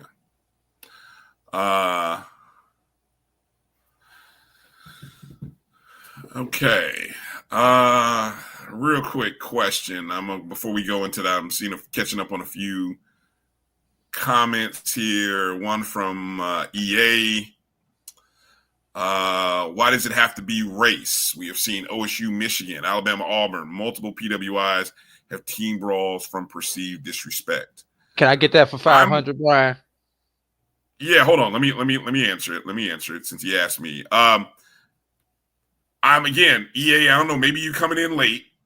My comments are towards Coach Mickey Joseph's comments.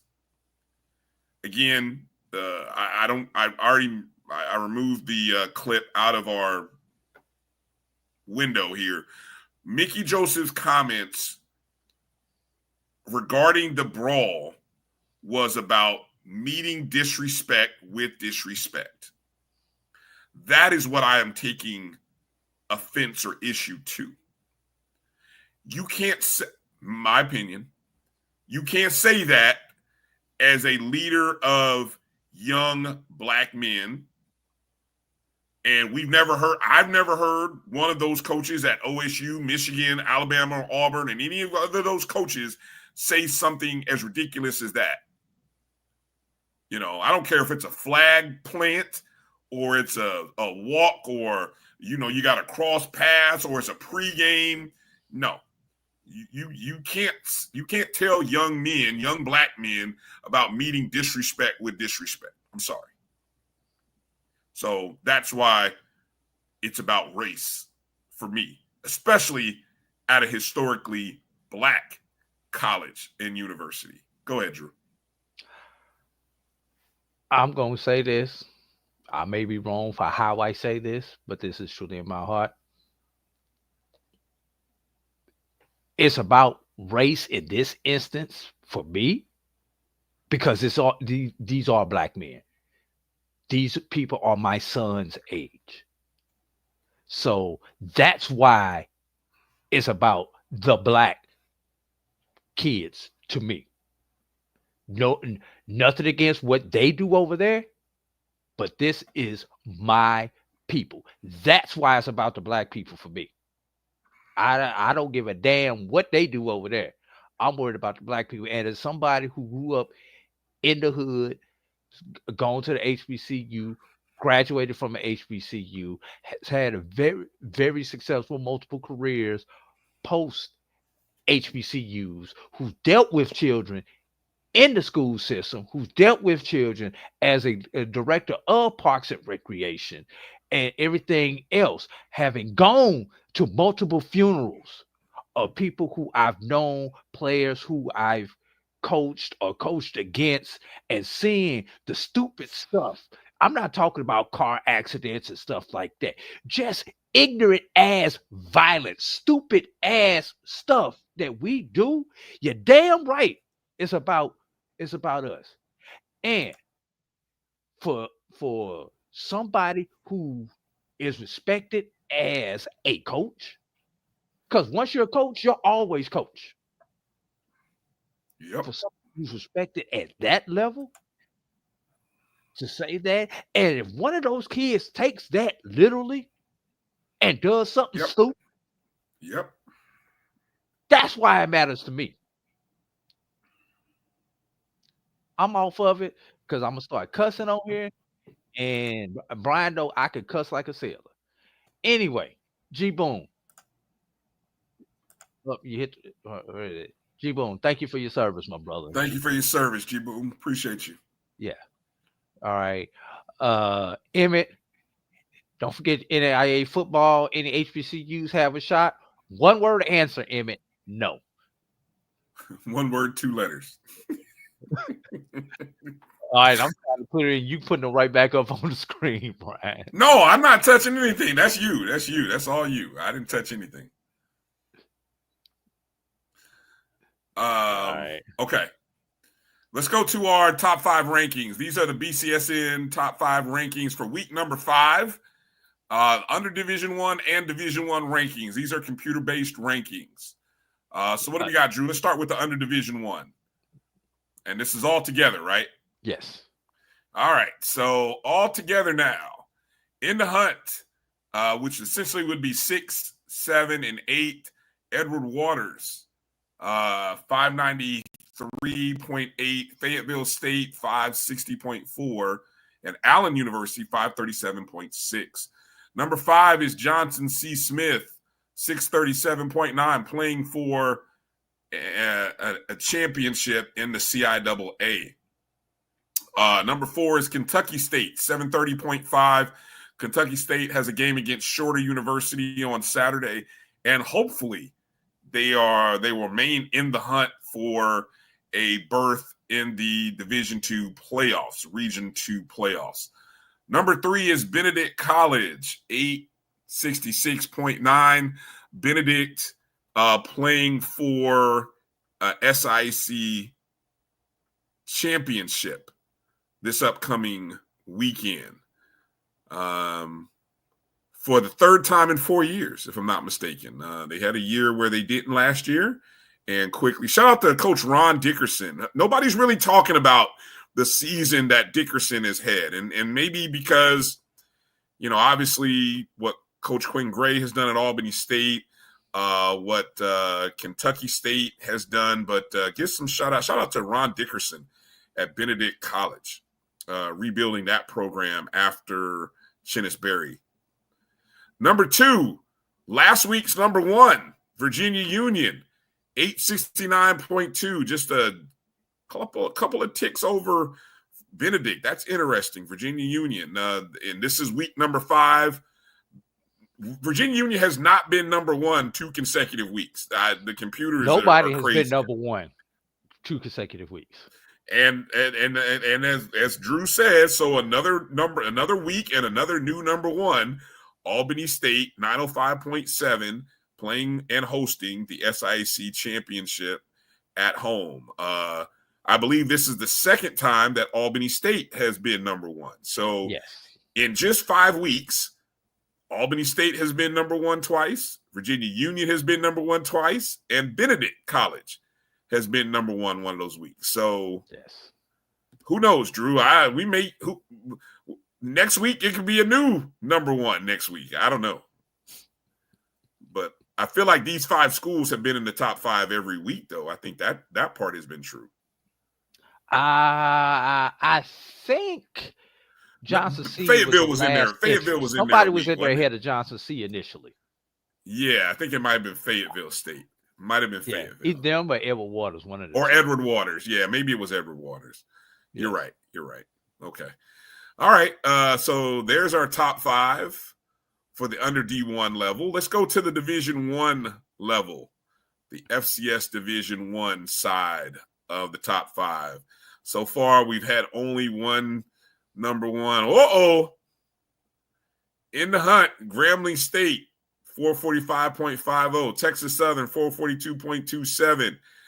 Oh, man, we got a new number 1 sitting on top of the board. Number 5 is Prairie View A&M. Big win against Alabama A&M, 451.05. North Carolina Central, I feel like they were at number 4 last week, if I'm not mistaken. They were. 508.25. Dell State, who I think was number 3 last week, 543.70. This is a change, though.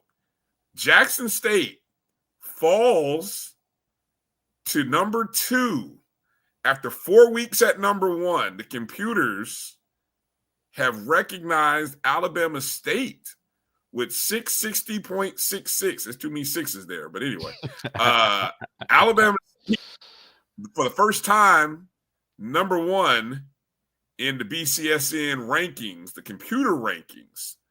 Drew, what changed in your opinion from last week to this week? I'll tell you exactly what changed, Brian.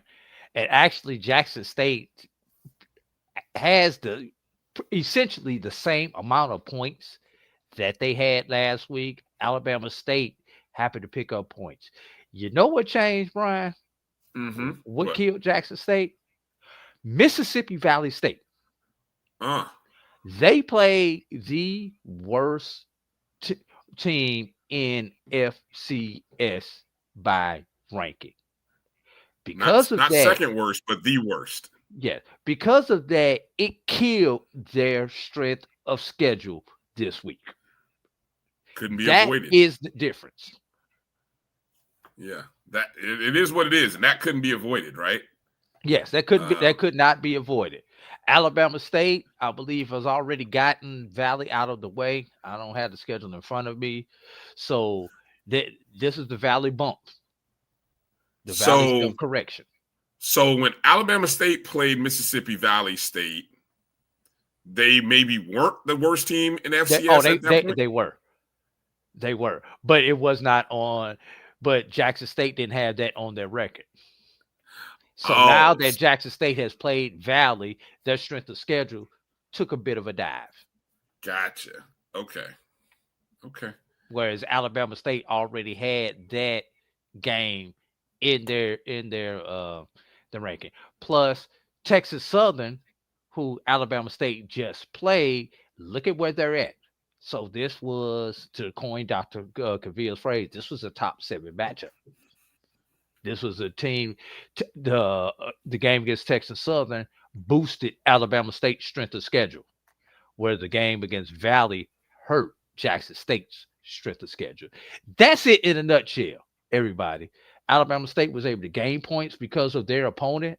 Jackson State stayed steady because of their opponent this week. Who did you make any shuffling or changes in Cavill's poll, Dr. Cavill's poll, his rankings? Dr. Cavill's poll stayed exactly the same as it was last week. I figured it would. Good question, G Boom. Mm-hmm. See, this is what I'm telling you about South Carolina State. Carolina State, the computers have South Carolina State on the outside looking in. No respect. South Carolina State is number 8 according to the rankings, but the margin from Texas Southern to South Carolina State, it would have been disrespectful to put them on the screen. G Moon. That's why South Carolina State is not on the screen. So again, all of that will play itself out over the next 2 to 3 weeks, obviously. Right. South Carolina State gets victories over Central and Delaware because of those two opponents, and the boost that strength of schedule will give South Carolina State. South Carolina State should be appearing on this screen with those 2 dubs. All right. Good stuff, Drew. Good stuff. Congratulations to Alabama State. Congratulations to Albany State. Both ASUs are at the top. Yeah. When have we ever had that, Brian? Yeah, that's new. Felt like this baseball, maybe. We've had that in baseball, I think. Yes. But not on the football field. All right. What's upcoming this week? Friday, November 14th, MEAC football again on ESPN2. South Carolina State traveling to North Carolina Central. I'm sure many people thought this would be the game to decide who would go to the Celebration Bowl, but not so fast. It is the appetizer to the game that will decide. I think it's the appetizer. So I think last year South Carolina State won this game at home. And it'll be interesting to see how Central responds. Of course, Central, having lost to Delaware State at home, this is their chance to get back. I got a feeling Central wins this game, Drew. I don't. And I mean, so let me ask. No, it won't do that. No, I'm not going to do it. The last week of the season has to play out at this point. It does. It has to play out. It has to play out. So there's no early prediction. Delaware State can't clinch regardless of what happens in this game between South Carolina State and North Carolina Central. And regardless of what happens, Delaware State is not out of it, even if they happen to lose to Howard this week. Right. A Central loss will eliminate them, though. That's one thing that we can say is true, because they will have 2 losses in conference with an unbeaten and a 1-loss South Carolina State. Or no, an unbeaten South Carolina State.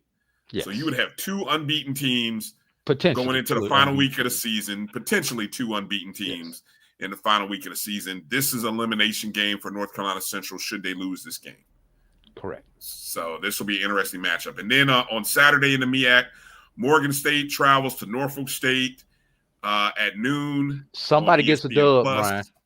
Somebody needs to get a win. Somebody has to get a win by rule, Brian. By rule. There you go. I love it. And then Howard travels to Delaware State. The Larry Scott era may be drawing closer to an end. I don't know. Just not calling for any jobs, but just guessing, just thinking out loud. Howard travels to Delaware State. Let's see if Delaware State can actually play 4 good quarters of football again, because they haven't done that in the last couple of weeks. They haven't done that in the MEAC except for Central. Yeah, exactly. The last 2 weeks. So, all right. And then over in the SWAC, it's another full slate of games in the SWAC. All 12 schools playing against each other.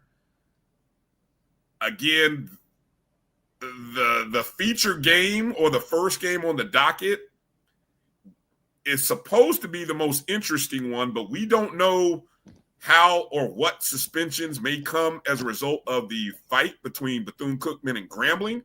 But Bethune-Cookman travels to Jackson State. That is a noon Central, 1 o'clock Eastern kickoff. Brian, if this game was in Vegas, this game would be off the board right now. Yes, it would. Very good call. We don't know what will happen. Then the other game that follows right after it, Grambling State, another team. We don't know how they will be affected by what occurred. They play at Alcorn State, who has won 3 games in a row. And 2 of the hottest teams in the SWAC, Brian. Yes, both of them exactly. On 3-game winning streaks. Yeah, well said. That's a 2 o'clock Central kickoff, 3 Eastern. Florida A&M, they've won 3 of the last 4 games. I know I say it that way, and people are like, huh? Yeah, they won 3 of their last 4 games. They are at Alabama A&M, 2 o'clock Central, 3 Eastern. For those interested in the Huntsville area, I'm told that the Marching 100 is making a road trip. So should be a good crowd for Alabama A&M. Texas Southern travels to Southern University, 2 Central, 3 Eastern. Texas Southern has lost 2 games in a row. Right at the point where we were starting to get excited about Texas Southern, and they've lost really bad the last 2 weeks. I mean, like by 20 plus the last 2 weeks. Now they play Southern. Maybe that's the relief that you need to get right, is playing Southern. I hate to say it that way, but maybe it is. Another 2 o'clock Central, 3 Eastern kickoff. Arkansas Pine Bluff, having one of their best seasons under Coach Alonzo Hampton, traveling to Prairie View, 2 o'clock Central, 3 Eastern. Prairie View wins this ball game, and they are the Western Division champions. And then 4 o'clock Central, 5 Eastern, Alabama State travels to Mississippi Valley State. Still no Andrew Body, or Andrew Body's not expected to play, and should not be a problem for Alabama State. So the interesting thing, though, Drew, is if Bethune-Cookman were to do the unthinkable earlier in the day, Alabama State will know by kickoff how important that game against Valley is. Are you serious, Brian? Not at all. Okay. But I had to set it up, I tried to set it up. You had to. It wasn't on my script. I'm glad you added it to yours. Yeah, there we go. All right. So that's all I got there. And then, as Drew said, we'll find some time during the course of this week to talk about the SIAC and the CIAA. Maybe we can bring on some guests. Maybe we can bring on either WSSU Ram Nation, a.k.a. Stephen Gaither, or maybe even Chris Ferguson to talk to us regarding the CIAA championship game. And I don't know, Drew, maybe besides yourself, maybe we can get Sly or Jamie to come on and talk with us about the SIAC championship game. You know, they do that pretty cool show on game day where all they do is just sit on a couch and talk about the SIAC. Must be nice to be able to do a show in the same city where you can sit on a couch and talk about football. Go ahead and move to Atlanta. We can be doing the sports wrap like that. I'm working on it, Drew. I'm working behind the scenes somehow, some way. All right. Well, anything else that you want to mention before we wrap up? Just got one question for you, Bryan. Yeah. Let's stick back to SWAC Media Day in July. Okay. If I were to ask you in July, what was more likely to happen? One or more teams go undefeated in SWAC play, or multiple teams go winless in SWAC play this year. Give me that again. This is the first year that we have not had an undefeated. We will not have an undefeated regular season champion in SWAC. Right. Okay. So, right. Which one would you have said would have been more likely? That we would have an undefeated champion regular season, or that we would have multiple teams potentially going winless in the SWAC this year, with Southern and Valley still seeking their first victory. And if you look at their schedule, it's going to be a tough road for them to get that dub.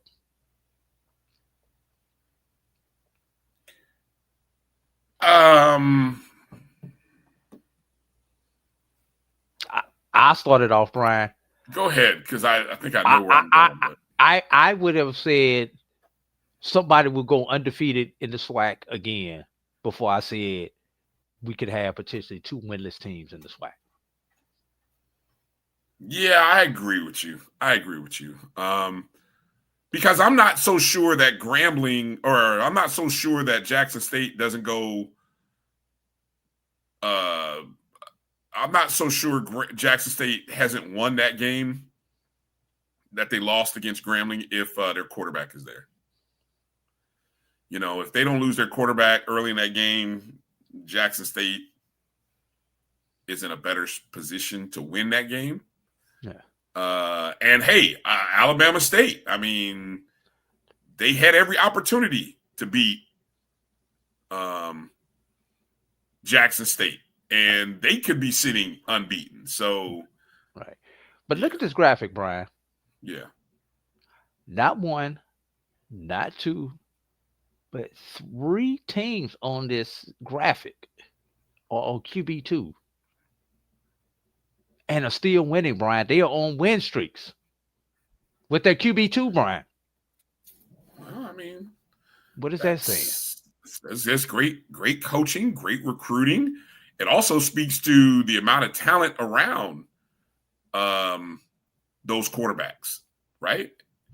And so yeah, I mean that's what you're striving for, isn't it? Isn't that what every coach is out there trying to build?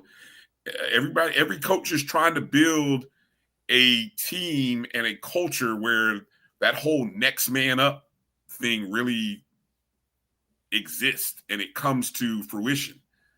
So yeah, exactly. Fantastic coaching. Great job by the coaches, whether it be the offensive staff or the head coach, on being able to keep those offenses going at the level that they're going, minus QB1.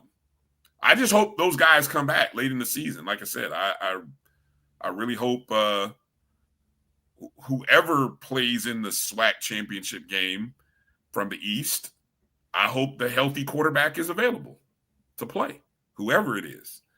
I don't want to go into that championship game not at full strength. No, Ed. Ed, I didn't acknowledge anything, Ed. Did I acknowledge anything? I don't know if I acknowledged anything. He might clip that. He'll probably post it and tag me. Don't at me, Ed. Don't at me on that one. All right. Just enjoy what I said and keep moving. All right, there you go. What else?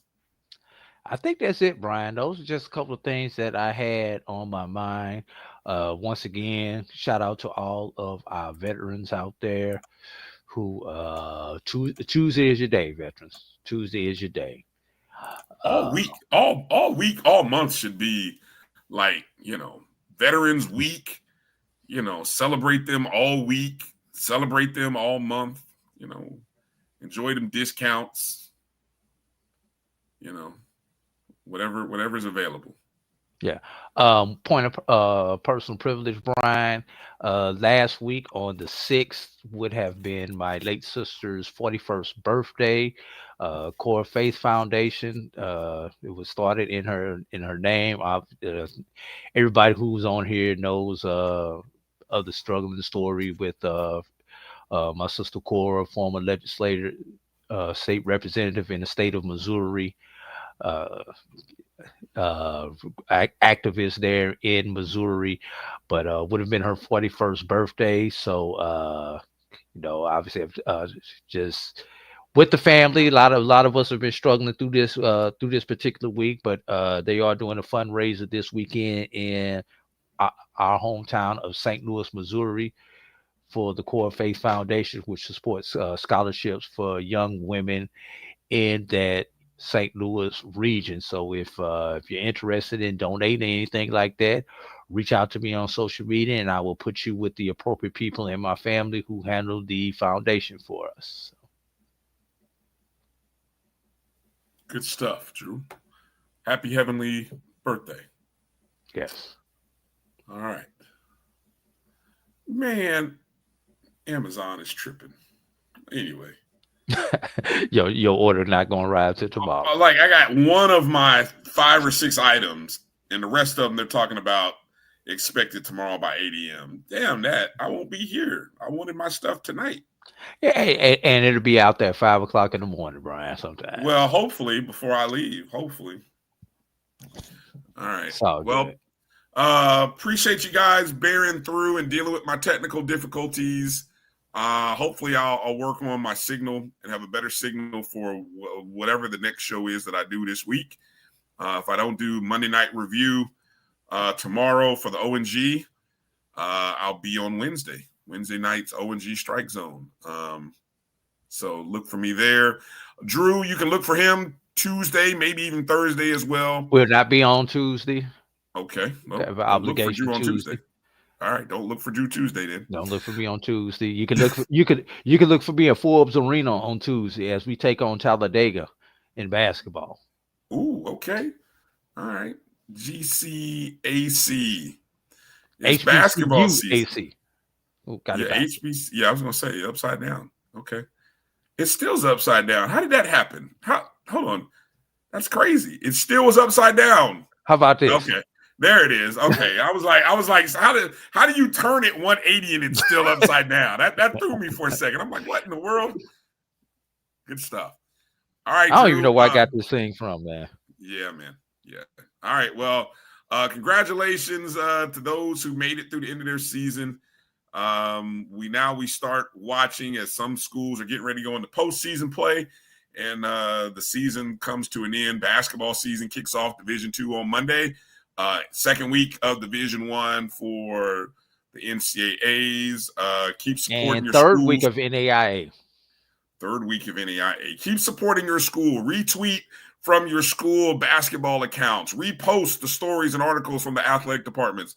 A lot of great men and women are out there working hard to bring you information. So keep sharing it on your social media pages. So that way we keep growing the content and we keep getting a little bit better.